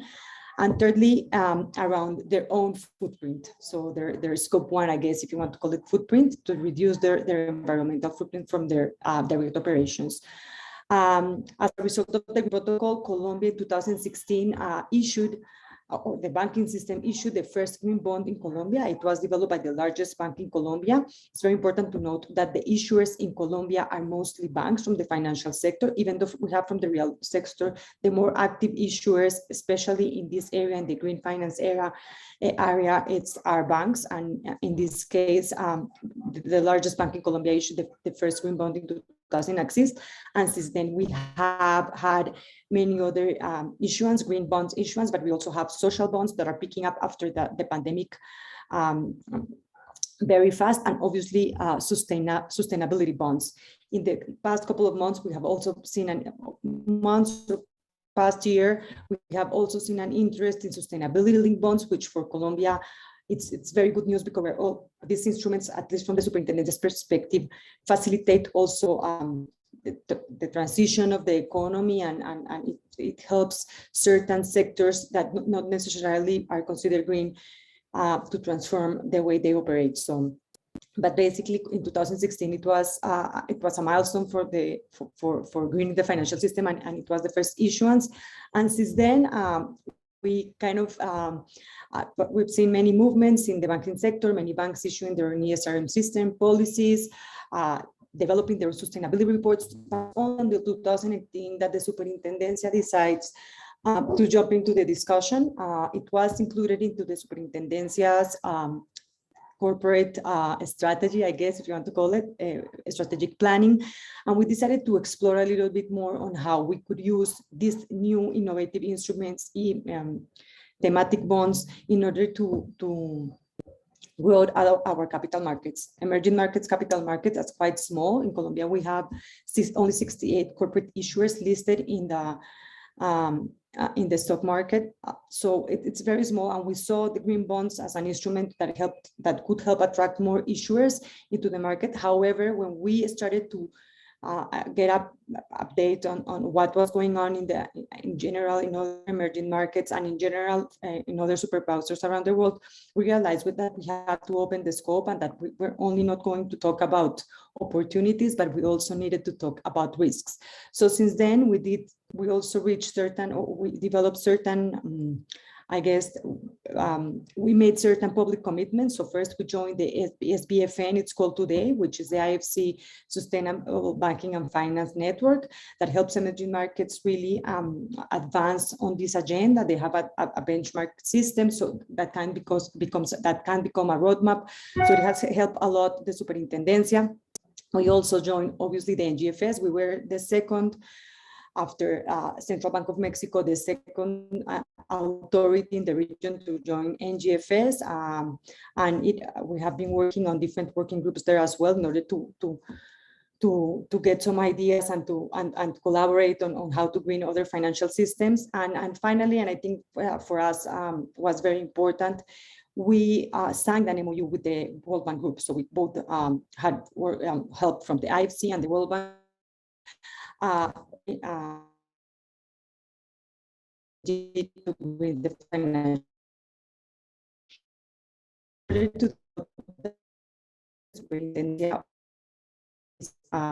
finance, however you want to call it, it's I think exclusively dedicated to the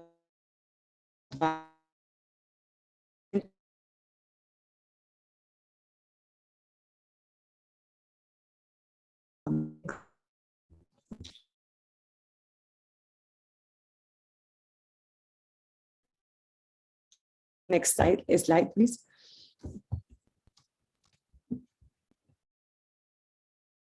Thank you. What's the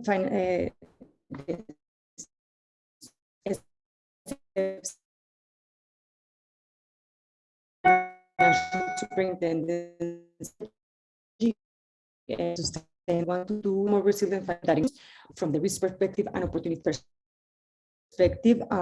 So in order to do that, in order to really better and greater risk management around climate and ESG issues, we identified of work that we needed to work in the first. The second one,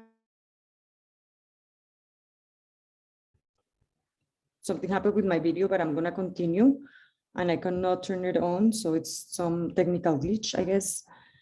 Yeah, it doesn't let me go on. But anyhow, the second component was around innovative green instruments or innovative instruments that help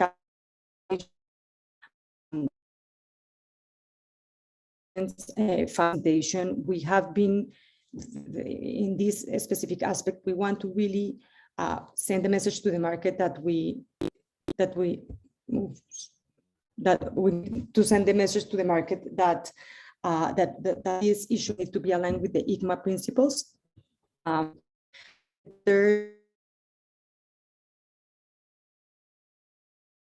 So obviously,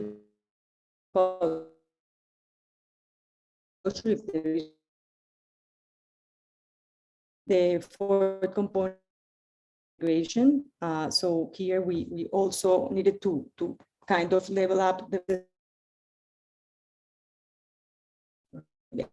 promote. Mariana, can you hear me? Mariana, can you hear me? Tendencia and the super. Mariana, sorry, can you hear me? Yes.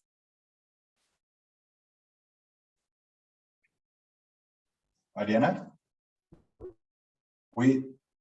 maybe we can make a very short break of a minute so you can look for better connection because we are not being able to hear you.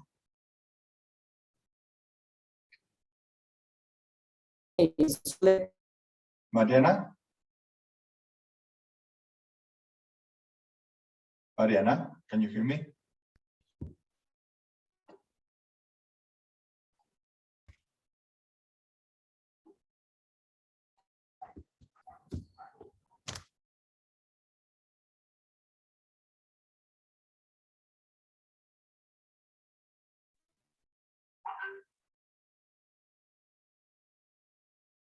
Okay, so in the meanwhile, while Mariana looks for a better connection, I'm going to ask Fabio a question. So, Fabio, you mentioned in your presentation the importance of data and how challenging data is when it comes to dealing with these issues, as it's the basis for everything. Now we're gonna see like mandatory disclosures in many markets. Most of data is coming from corporates and companies in the real economy. But as we know, implementing frameworks like TCFD that are sophisticated and difficult may take years. So how stringent should like ESG supervision be? How long, how hard, how tough should like security supervisors be in terms of disclosure? I mean, that's a good question, right? So essentially it boils down to tailoring, and if you want to use the word proportionality, I think often it's used in financial regulatory work, right? So thinking about, I think at least along two dimensions. One is the dimension of time. And so how quickly you're going to go to full disclosure. And you can think that that can be done in stages where, I don't know, for example, you start requiring a subset of data, and eventually over time you move to a broader set of data. Obviously, what you're going to start with, it's going to be a function of also what kind of firms are issuing ESG, whether these are corporates, financial, and so on. The ISSB, so the IFRS effort, I think ideally it's going to be a template that you can use, but you can imagine a situation where you're going to build on that over time. The second dimension, I think, has to do with size, right? Ultimately, this is going to be, especially if you're related to listed companies, you can imagine that you start with the largest companies, for example. And so again, over time, then you think about smaller firms. I think the issue is going to be more pronounced for emerging markets, where the share of largest firms, for example, may be smaller, the proportion of largest companies or listed companies compared to advanced economies, but also where SMEs may play a more important role in the economy. And so in that case, what do you require from SMEs compared to the largest company? So I think tailoring is going to be very important to the specificity of the individual country's economy and financial system.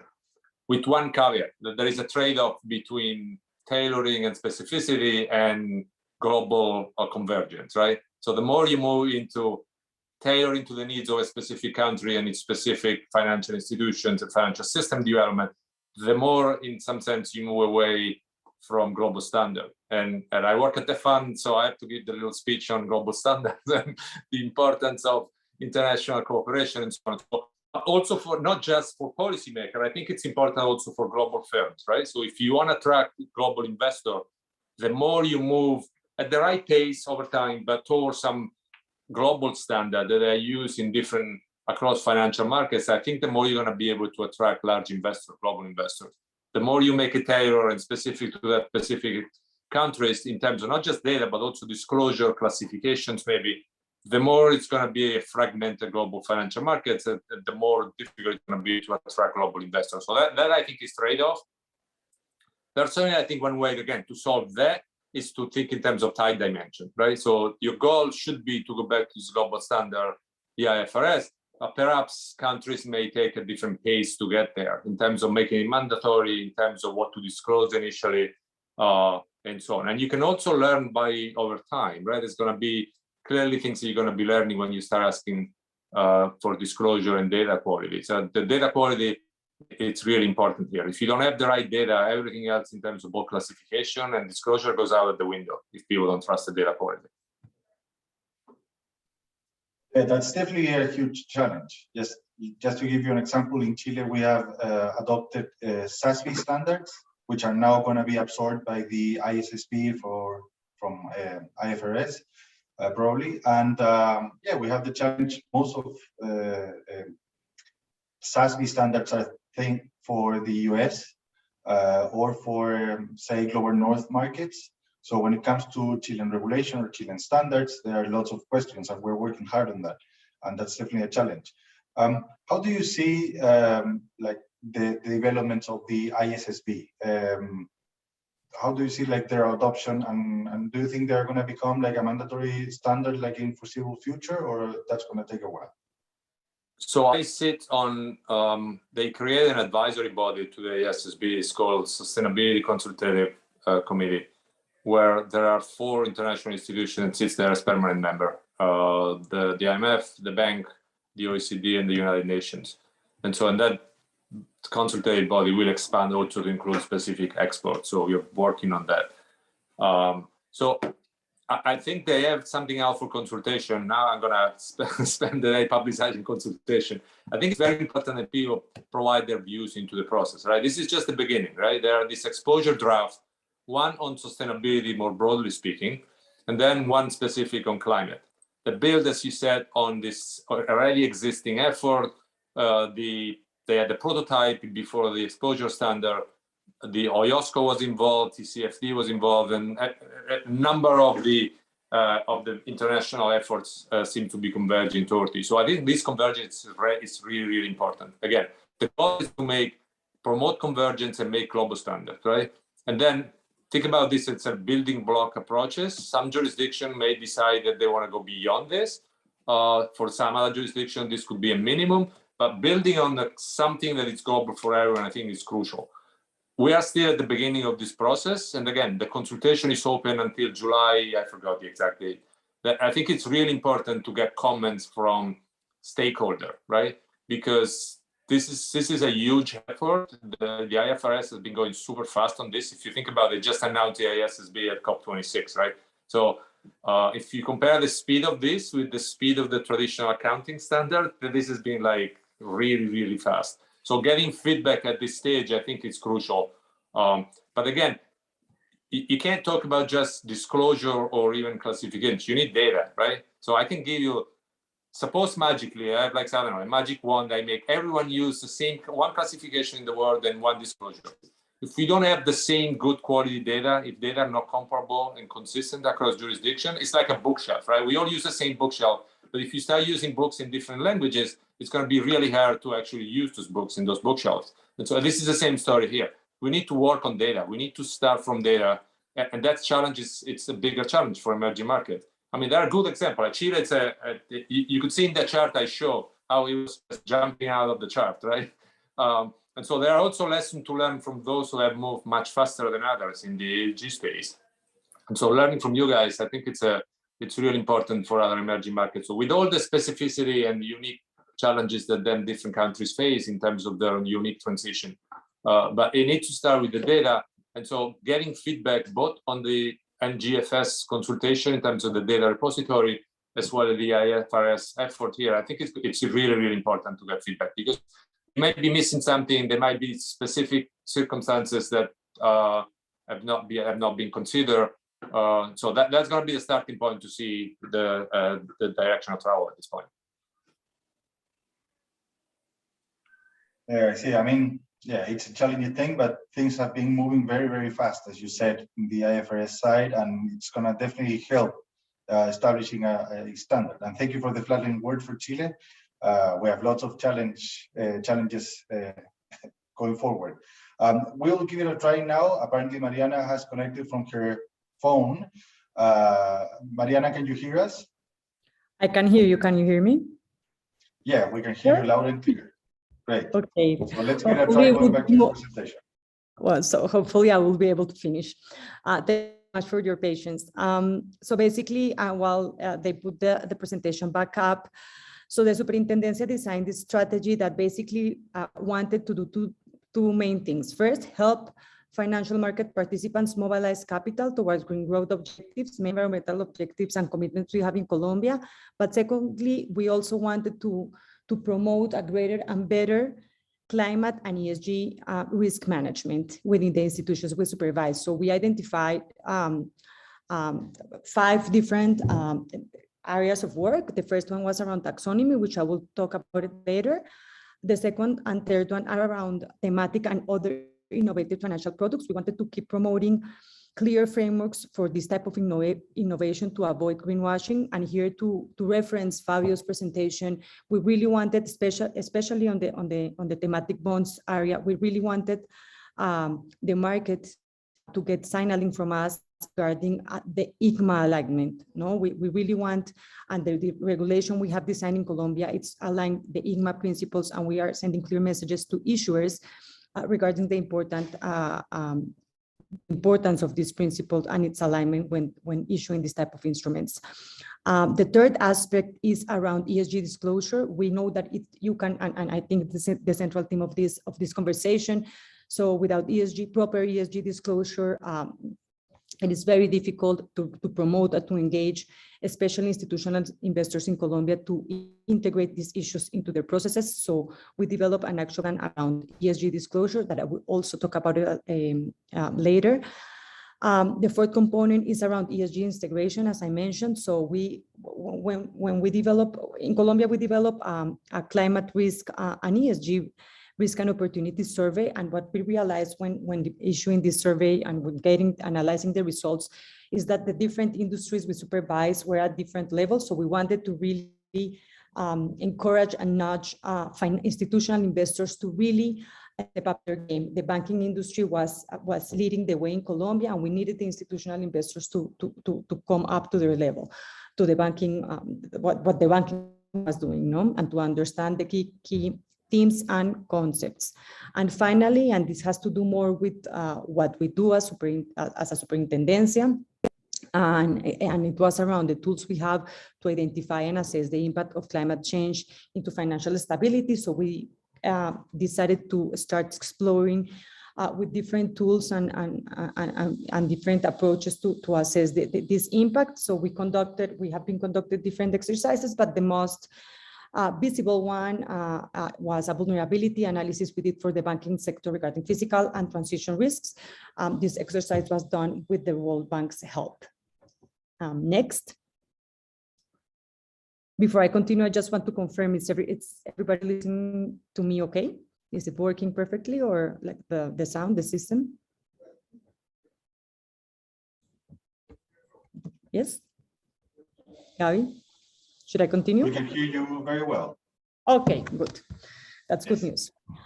So basically, and in line with what we're trying to do, in line with the theme of this panel, and as you could see from the strategy, transparency was a central theme. So even though the taxonomy, the initial driver to develop the taxonomy was around opportunity identification, we do know that having a taxonomy, it's also a way of encouraging and promoting greater transparency.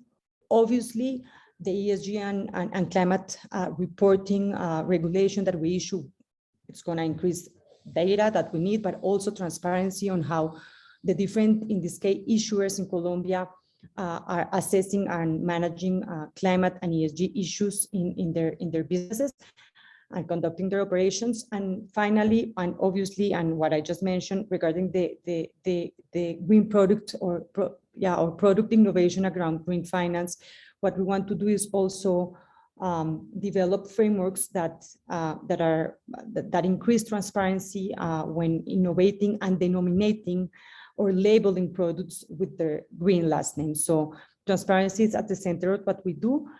So I'm just gonna go a little bit, and as I mentioned at the beginning, I'm gonna deep dive on the taxonomy and on the ESG and climate reporting framework or reporting regulations and the frameworks we reference in the regulation.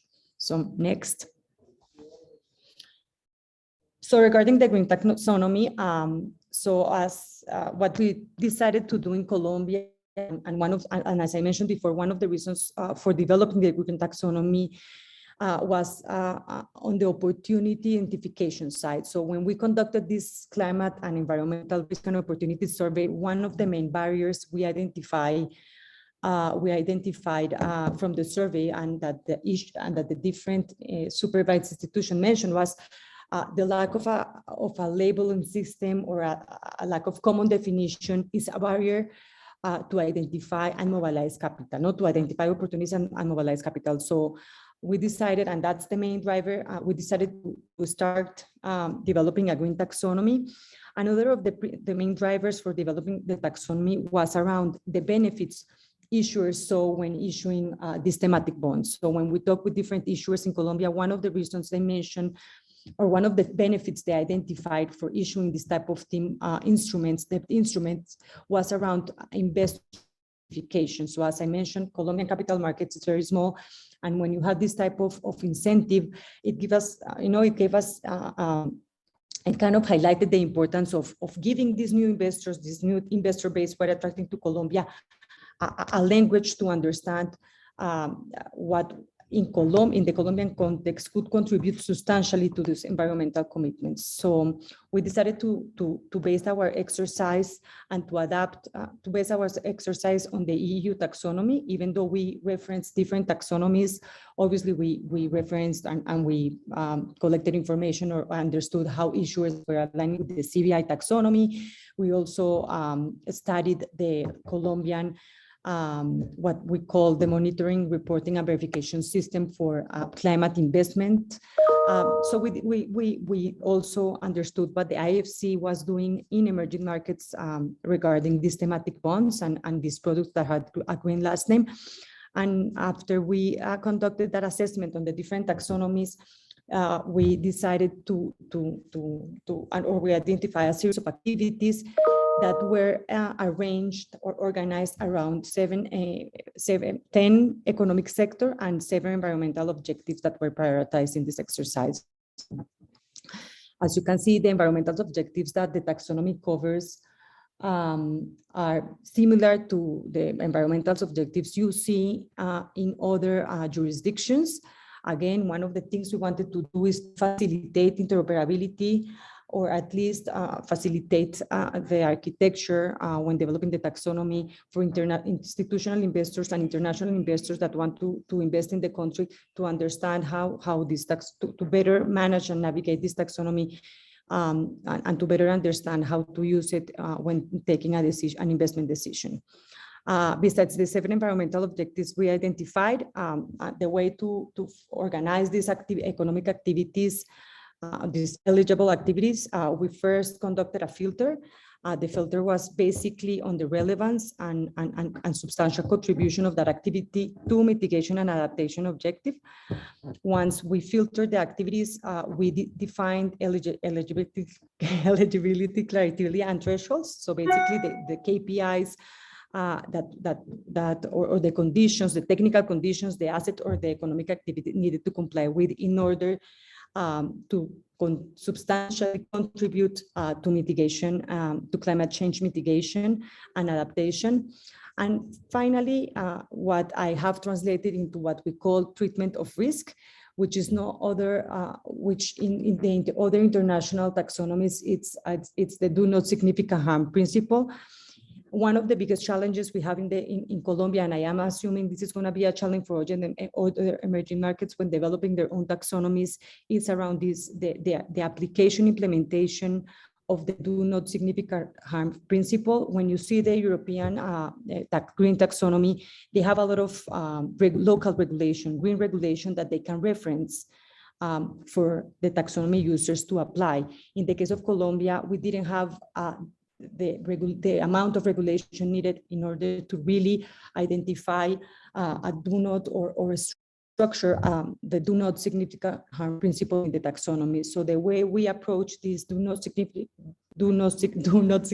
harm principle is around the treatment of risks. So in many issues we reference, for example, the ESRM systems the bank or the financial institutions have as a way of making sure that the environmental activity or the asset they are financing is not affecting or impacting negatively the other 6 environmental objectives.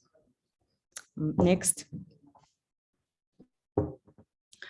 Around the sectoral scope, as I mentioned, the taxonomy covers 10 activities. So the first 5 activities, 10 sectors, the 5 sectors are the sectors that substantially contribute to climate change mitigation. So the thresholds identified or the KPIs identified for the assets and activities are the ones that contribute substantially to mitigation, to climate change mitigation. Then we have 2 activities, 2 sectors that identify activities that enable the first 5 activities that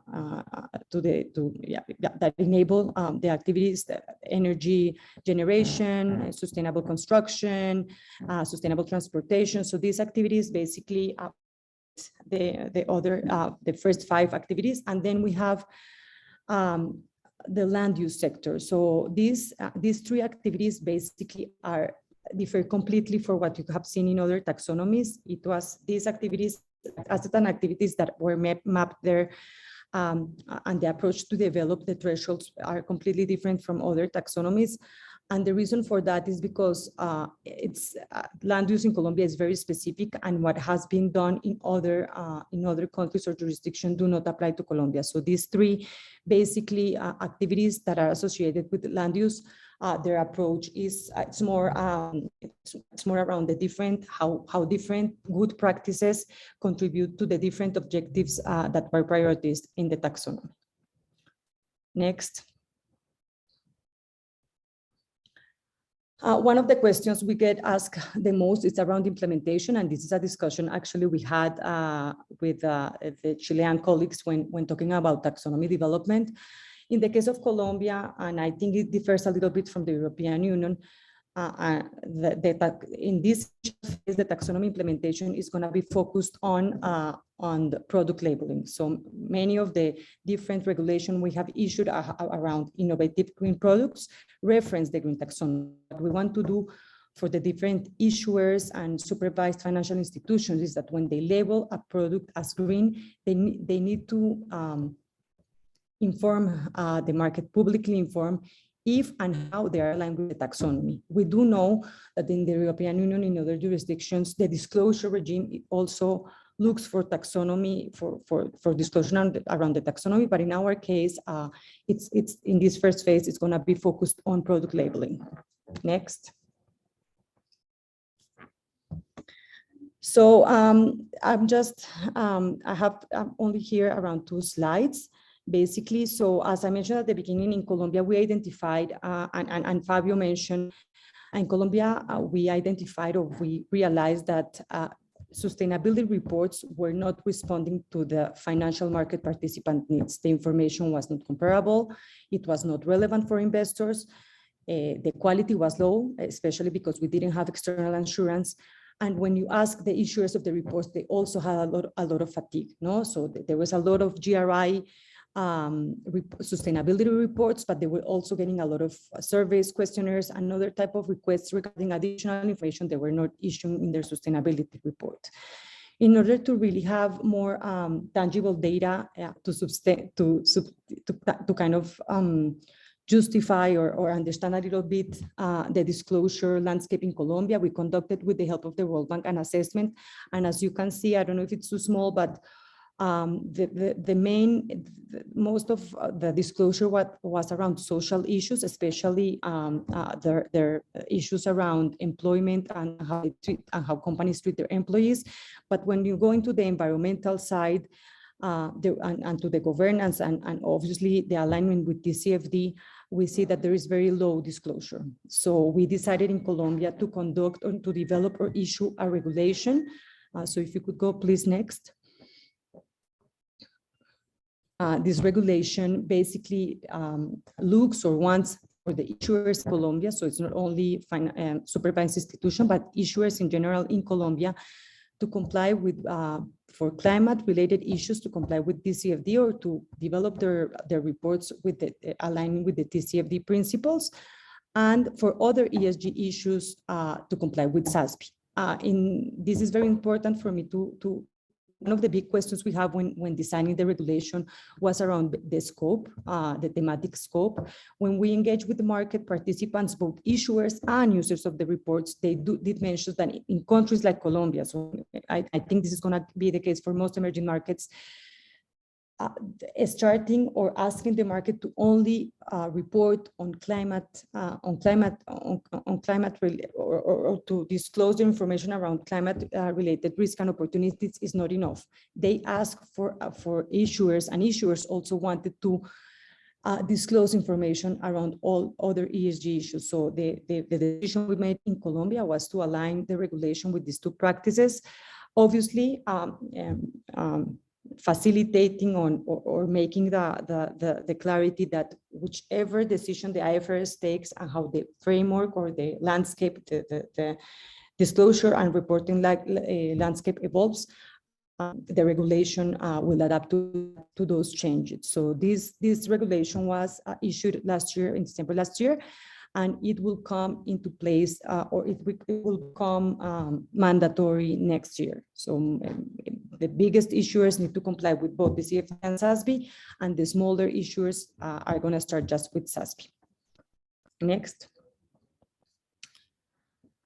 Here I am going to be, I'm not going to take very long, but I just wanted here to clarify that one of the reasons we chose and the reason we align with TCFD and SASB, besides being frameworks that, as you can see from the international discussion, are at the center of the IFRS strategy and plan. And we also, for us, for the Superintendencia, and taking into consideration our mandate, we wanted to focus on financial materiality.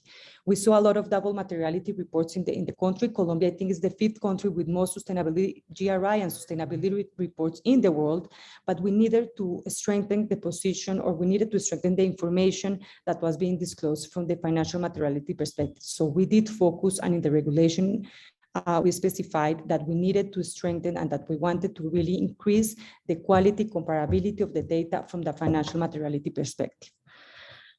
Next.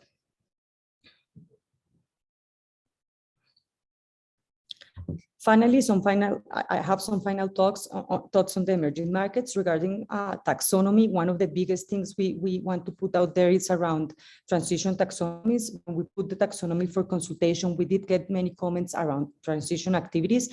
And I think for when developing green taxonomies, this is one of the key decisions that the jurisdiction needs to understand and make a decision on which one should be developed first. It's very important because the rest of the process can run out smoothly. The second thought is around the implementation. As I mentioned before, in Colombia, we made a decision on the implementation regarding product labeling, but I do know that in the jurisdictions, it could be around the disclosure regime, the corporate disclosure, not the product disclosure. So that's another decision that it's important for emerging markets to understand and to understand their context when implementing the taxonomy. Regarding on the disclosure side, and also on the product development side, it's around innovation and regulation and which one should come first. So we develop a green bond regulation. We are issuing, we already presented for public consultation the sustainability linked bond regulation. And one of the questions we had internally at the Superintendency is which one should come first? Should we let the market develop a little bit more, or should we create a framework that sends clear messages to all issuers? And the same with the disclosure regime. One of the decisions we took is we didn't want to wait for the IFRS. We wanted to prepare the market for what IFRS was going to issue. So we decided to issue the regulation first. But I do know that for more emerging markets, it would be very costly, especially for issuers. And some emerging market might choose to wait for the IFRS to issue their documents. And that's it. I'm going to stop here. And again, thank you very much for your patience on the technical issues. Thank you very much, Mariana, for a very thorough presentation. And we will use these very last minutes to make just one question to each of you. And I'll start with Fabio. So you mentioned in your presentation, among many challenges and opportunities for development markets, the need to lever up private finance. So which kind of policies do you think would help most to do this? For instance, are taxonomies a potential kind of wildcard that may increase and help this to happen? So I think what I mentioned here, there's different ways to do this, but one possibility would be to use public money perhaps through the international multi-development banks, and think about how to layer that up, right? So how to attract investors into emerging markets. You can think of different structure. There's frameworks where you can provide credit guarantees or credit enhancement, or you can think of financial engineering where you use some sort of public money, for example, and you lever up to absorb some of the losses, and then lever up private finance by providing, essentially reducing the aggregate cost of investment in renewable, with the private sector willing to be there in terms of first loss. I think this is something we need to think more carefully, and how to bring public money in, what is the right venue to do that, whether the existing international financial institutions are set up to do that or not, or we need something new. I think those are some of the challenges, but clearly the numbers out there, when you think about investment, I don't know, in infrastructure, for example, or investment in transition, we're talking about trillions, multiples of those trillions. And if you look how much public money has been used so far, and there's example and pilot schemes, but we are usually missing 3 zeros between what has been done and what is needed. And so how to lever up from the available resource in public money and invite private sector to come in? What kind of schemes do we need? I mean, consider also that some of the public finance now are being challenged by the pandemic, right? So some of the increase in debt and fiscal position has deteriorated because the need to protect the most affected by the pandemic. So how to use the existing public sector resources. So I was mentioning, what I had in mind, I was thinking about financial engineering as a way to lever up existing public finance and bring private sector in. Now, stop quickly. Of course, it's not just financial engineering, it's also creating the environment as we've been discussing now for this hour, in terms of data, in terms of disclosure, right, in terms of classification. It's not just getting the money in. They need to bring them in and make also attractive from investors need to be able to price risk. The only way to do that is by having good quality data and have disclosures. Many thanks, Fabio. So I guess as a kind of final remark, you need not only the investment, but the right framework for the investment. Yeah, thank you. Mariana, very briefly, you mentioned and stressed out the importance of financial materiality in your presentation for disclosures and how you focus on that. How do you think supervisors, the ones that are going to actually do the oversight of this disclosure, are going to do that judgment of the materiality? I think that's one of the biggest challenges, Gabriel, getting to, I mean, normally when supervising the data and the disclosure issuers provide and their practices, normally, and in Colombia, we rely a lot on external verification. And I'm here very transparent. In this case, we are not relying on external verification. We didn't. It's voluntary in the case of the Colombian regulation. So there is a challenge.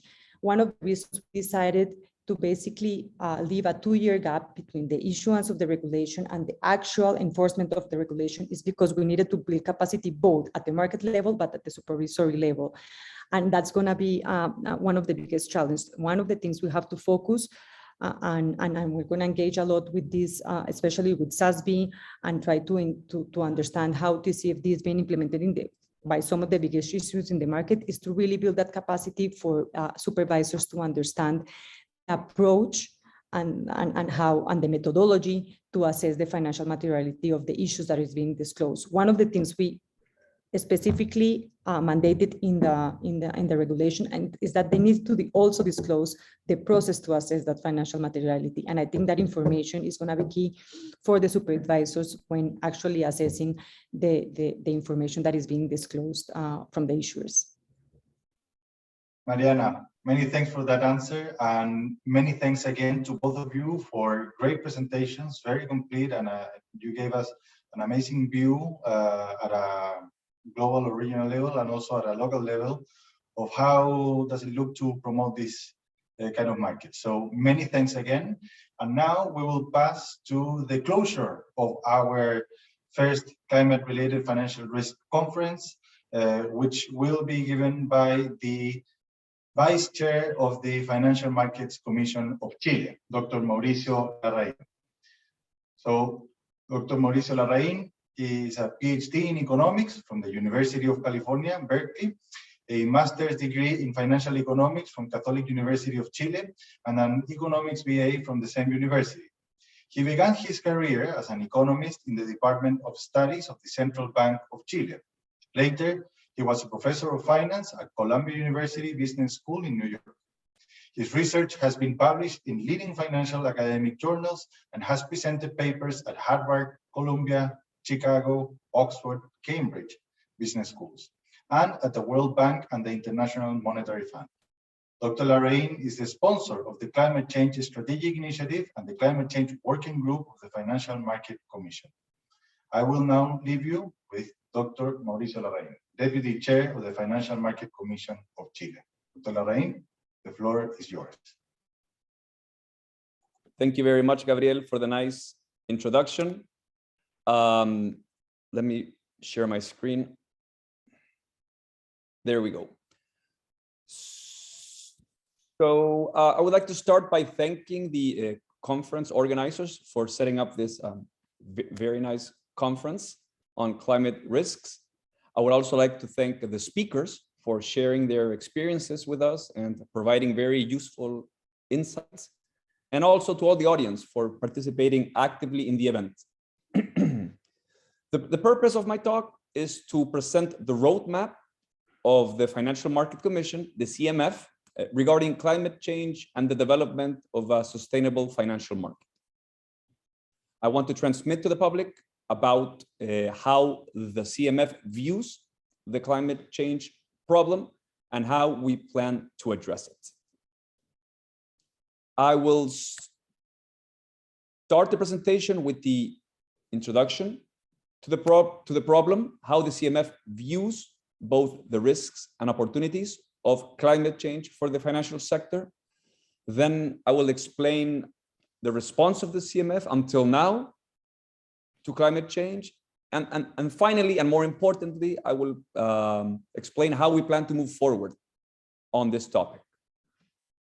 So let me start by explaining the role of the CMF on climate change in a highly exposed country like Chile. And then I will explain how we view the risks and opportunities of climate change.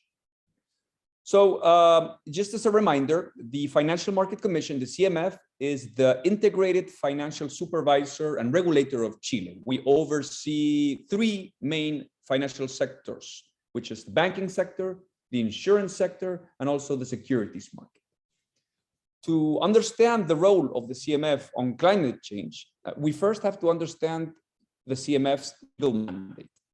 And by law, we have three clear objectives. One about solvency and financial stability, another one about integrity and market conduct, and a third objective about financial market development. And climate change threatens the achievement of each of these three objectives. And therefore, it is part of the legal mandate of the Commission to face the climate change problem.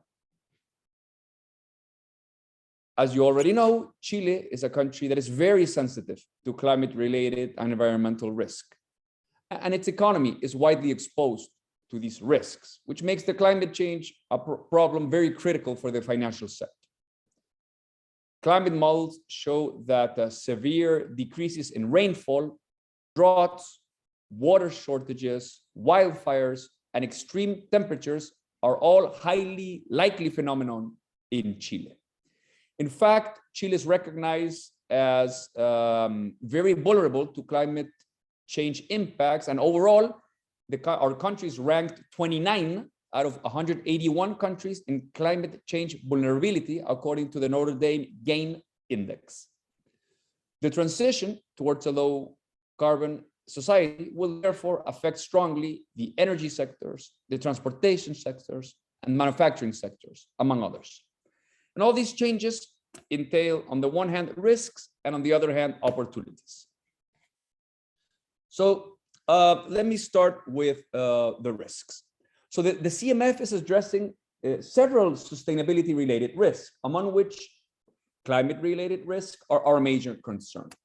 So there's a broad umbrella of sustainability-related risks, which consist of ESG risks, which we have talked throughout the conference: environmental, social, and governance. And climate risks are actually a subset of the environmental risks. We can decompose climate risks in two main categories, which are the physical risk and the transition risk. And within the physical risk, we can also divide them into acute and chronic risks. Acute risks include extreme weather events, extreme rains, tornadoes, etc. Chronic risks, on the other hand, include global warming, changes in rain patterns, increases in sea levels, etc. That's the physical risk. And then the transition risks are basically driven by changes of society towards a low carbon and more climate-friendly economy. Think about carbon taxes, decarbonization, closure of coal-fired power plants, among others. At the CMF, we pay special attention to the transmission channels through which climate-related risks can magnify standard financial risk, such as credit risk, market risk, etc. So as a starting point, we have the risk generators. Think about extreme weather events, gradual changes in weather patterns, legal and regulatory changes, among others. Now, these factors affect firms, corporations in the real economy through different channels by increasing their cost structure, business interruption, disruption in supply chains, volatility in commodity prices, etc. And all these channels in turn amplify the traditional risks that the financial system faces. For example, credit risk. So when a corporation is adversely affected by a climate shock, the firm is less likely to pay the debt it has with the creditors. That is, the probability of default increases. This in turn reduces the value of the loan portfolio of banks and also the value of the investment portfolio of insurance companies which invest in this corporation. And in addition to credit risk, climate risk can also amplify other type of traditional risks, such as market risks, operational risks, and also even legal risks. So that's the risk side. Now let me talk briefly about the opportunity side. And I would like to emphasize at least two different sources of opportunities that are relevant for Chile. So first, Chile has been a leader regarding the issuance of green bonds. What is a green bond? It's a bond in which the issuing proceeds are used exclusively to finance projects that have a positive environmental and/or climate benefits. In fact, Chile was the first country in Latin America to issue a green bond back in 2019. Moreover, Chile also issued the world's first sovereign sustainability-linked bond last month. What is a sustainability-linked bond?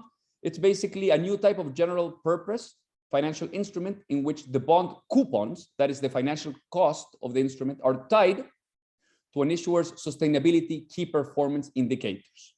The idea is that sustainability-linked bonds can bring tractable metrics to support the sustainability ambitions of the issuer. So that's one opportunity. Another opportunity has to do with renewable energies. Chile is also one of the most attractive countries for investment in renewable energies. Basically because Chile's world-class renewable sources means that wind and solar sources of energy will play a key role in its energy mix. These technologies, what they do is they steadily push conventional plants out of the system, cutting reliance on coal, gas, and other fossil fuels. Today, renewable electricity from solar and wind power in Chile represents around 20% of the country's total energy supply, and the volume of renewables is expected to increase steadily going forward. Moreover, Chile also has a unique opportunity to develop a competitive green hydrogen industry that, from electricity produced with low-cost renewable sources, forms an energy source for local use and exportation, and at the end promotes a sustainable economy around. Now, let me talk a little about what has been the response of the CMF until now regarding the climate change problem. And we have done actually several things. So at the end of 2009, the CMF signed the Green Financial Sector Agreement. This is an initiative that is led by the Ministry of Finance of Chile that brings together public and private representatives with one aim, which is to contribute to financial stability and to achieve the country's climate objectives. 2019, we also became member of NGFS, the Central Banks and Supervisors Network for Greening the Financial System.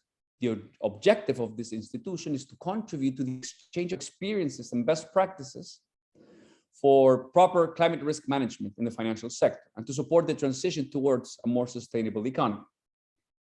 At the beginning of 2020, we performed a strategic plan within the CMF, and the plan contains an explicit strategic initiative related to climate change. I have the honor of being the sponsor of that strategic initiative. Moreover, we created what we call the Climate Change Working Group inside the CMF. This is a group formed by a group of high-level CMF professionals. It's a very diverse group with staff coming from different parts of the CMF, working on banking, insurance, and security sectors.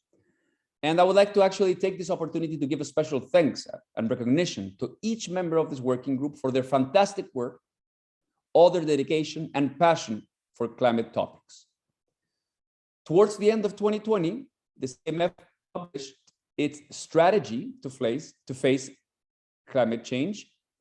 In 2021, we published an important regulation that requires firms to disclose sustainability-related information. These entities will have to report about their policies, their practices, and their goals regarding ESG matters. And we also created a sustainable finance information oversight division in the CMF to supervise this new regulation. This division is headed by Gabriel Acuña, which is one of the organizers of the conference, and we're very happy to have him heading this new division. Now, let me talk briefly about this strategy of the CMF regarding climate change.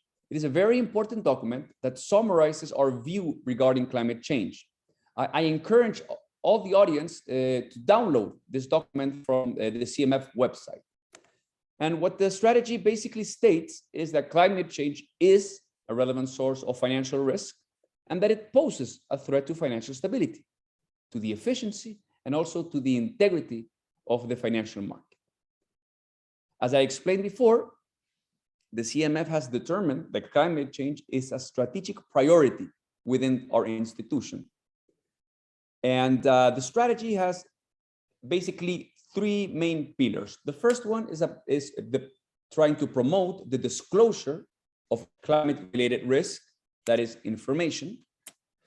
The second objective has to do with the promotion of the integration of climate-related risk into the standard risk management of financial institutions, such as banks and insurance companies. And the final pillar has to do with the promotion of the development of the green financial market. Regarding this first pillar of our climate strategy, to promote the disclosure of climate-related risk, we made a very significant progress last year with the publication of the regulation called 461. Basically, what this regulation does is it revamped disclosure requirements for publicly traded firms, banks, insurance companies, asset managers, among others. And the regulation requires companies to disclose climate-related risk, following the lines of TCFD, the Task Force on Climate-Related Financial Disclosures. Moreover, the regulation also requires companies to disclose more generally sustainability metrics according to SASB, the Sustainability Accounting Standards Board. So it's more broad than climate. It's about the reporting of ESG issues. This is a very ambitious regulation, and it places Chile in the very frontier of corporate transparency around the world. We are very proud to be moving in this direction. And we have already also established a special unit dedicated to the oversight of the market compliance of this regulation. This is the unit that is headed by Gabriel Acuña. That's the first pillar. Regarding the second pillar of our climate strategy, well, the CMF has worked through the Climate Changing Working Group to integrate climate risks to the standard prudential supervision. And we have done this along two different lines. First, through the monitoring of risks. So we are developing the tools and capacities to identify, to assess, and to monitor climate risk using analytical tools like stress testing. The second line of work has to do with the assessment of our regulatory and our supervisory framework. So we have carefully studied our prudential framework to understand what kind of measures are needed to include climate risk analysis to our standard analysis. In addition, we are currently running several stress testing initiatives. Some of them are related to stress tests for insurance companies. We have a project with the IDB, the Inter-American Development Bank. And then we also have a couple of projects about stress tests in the banking sector. One with the IDB and Clapes UC, which is a Chilean university. And the other project is in conjunction with the IDB and the Volatility Center of New York University, NYU.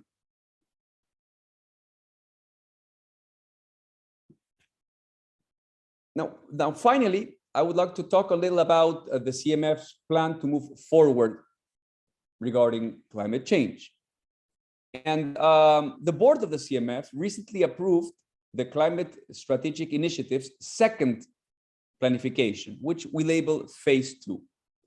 And Phase 2 will be executed in the period 2022-2023. It includes 5 objectives according to the priorities of the Commission, which are capacity building, prudential objective, market conduct objective, and both national and international cooperation.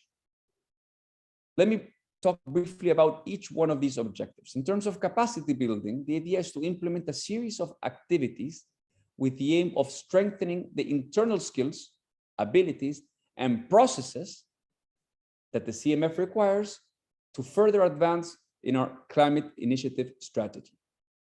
Let me give you a couple of examples. First, we're working on giving more internal dissemination of this document with the CMF's strategy to face climate change.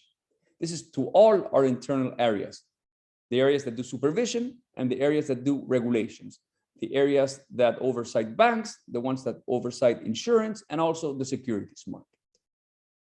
Second, we have this conference, the first climate-related financial risks conference. We have learned very much from both the national and the international speakers about the role of supervision and regulation to address climate change issues. So that's another activity within this capacity building objective.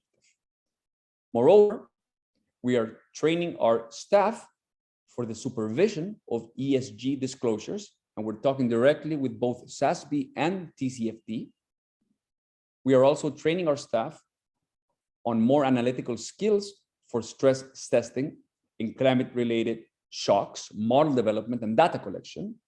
And finally, training the supervision and regulation teams more broadly by the climate changing work group on climate-related issues. That's the first objective, capacity.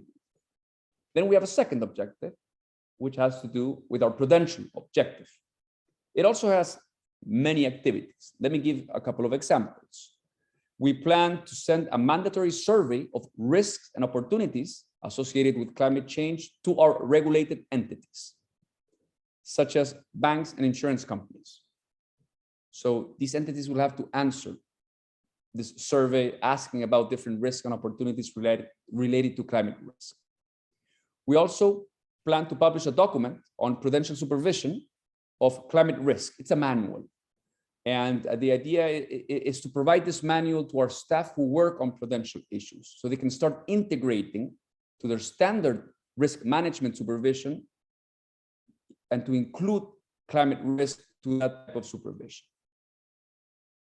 We also want to provide a set of recommendations of prudential supervision practices to our supervision staff, always with the idea to introduce climate-related risk into our standard microprudential supervision methods.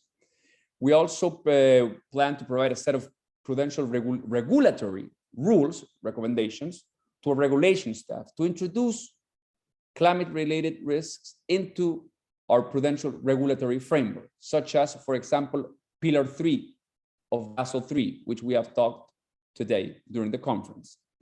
And there's also some projects related to new, further understanding stress testing and the use of scenario analysis and data banks. This is an important and a continuous effort. That's the second objective, which is prudential. The third objective has to do with market conduct, integrity, transparency. And we plan to provide regulatory recommendations to address all these international developments on climate-related and sustainability-related disclosures under the ISSB of IFRS. So the IFRS is making a very valuable effort to harmonize different standards of sustainability disclosures. And we want to be at the frontier of that harmonization process. We also plan to issue a set of supervisory expectations for the disclosure of sustainability-related information to the market with our new regulation. The idea is to explain very clearly how the CMF expects our regulated firms to comply with the new norm. And we also plan to publish a market conduct supervision and of climate-related and sustainability-related risks manuals. That's the market conduct objective. And finally, we have a series of activities that relate both to national and international cooperation. So regarding national cooperation, we will continue to actively support the Ministry of Finance through the Climate Change Working Group in this Green Finance Roundtable. We want to enable and foster the creation of skills awareness among the participants of the financial market. We will also actively support the Ministry of Finance through the Climate Change Working Group in the development of the Chilean taxonomy of environmental sustainability economic activities to define very clearly what is defined green or not in the lines of what Colombia recently did. And we also plan to develop bilateral agreements with other state agencies that are relevant for sustainability topics, such as the superintendents of the environment or the superintendents of pensions. That's from the investment side, also with the Central Bank of Chile, among others. And in terms of international cooperation, we want to develop a stronger cooperation among regional members of the NGFS. We also want to take a more active role in climate change and sustainable finance in the Latin American Association of Insurance Supervisors. We plan to increase our collaboration with other banking supervisors of the region through the American Association of Banking Supervisors. And finally, to foster a regional alliance for sustainable finance oversight and capacity building on sustainable finance markets and products. So let me conclude with one slide. The CMF has clearly acknowledged how climate change can impact its objectives, and the CMF has taken clear action on this front. The CMF developed a strategy, creating a strategic initiative on climate change, and also creating the Climate Change Working Group. The board of the CMF approved recently the planning of the Climate Change Working Group Phase 2, which involves, as I just explained, significant activities in prudential, market conduct, market development matters. And finally, climate change represents a major challenge for both the Chilean and regional economies, and the CMF is giving a clear regulatory and supervisory response to this challenge. Thank you very much again for your time and for participating in this great conference.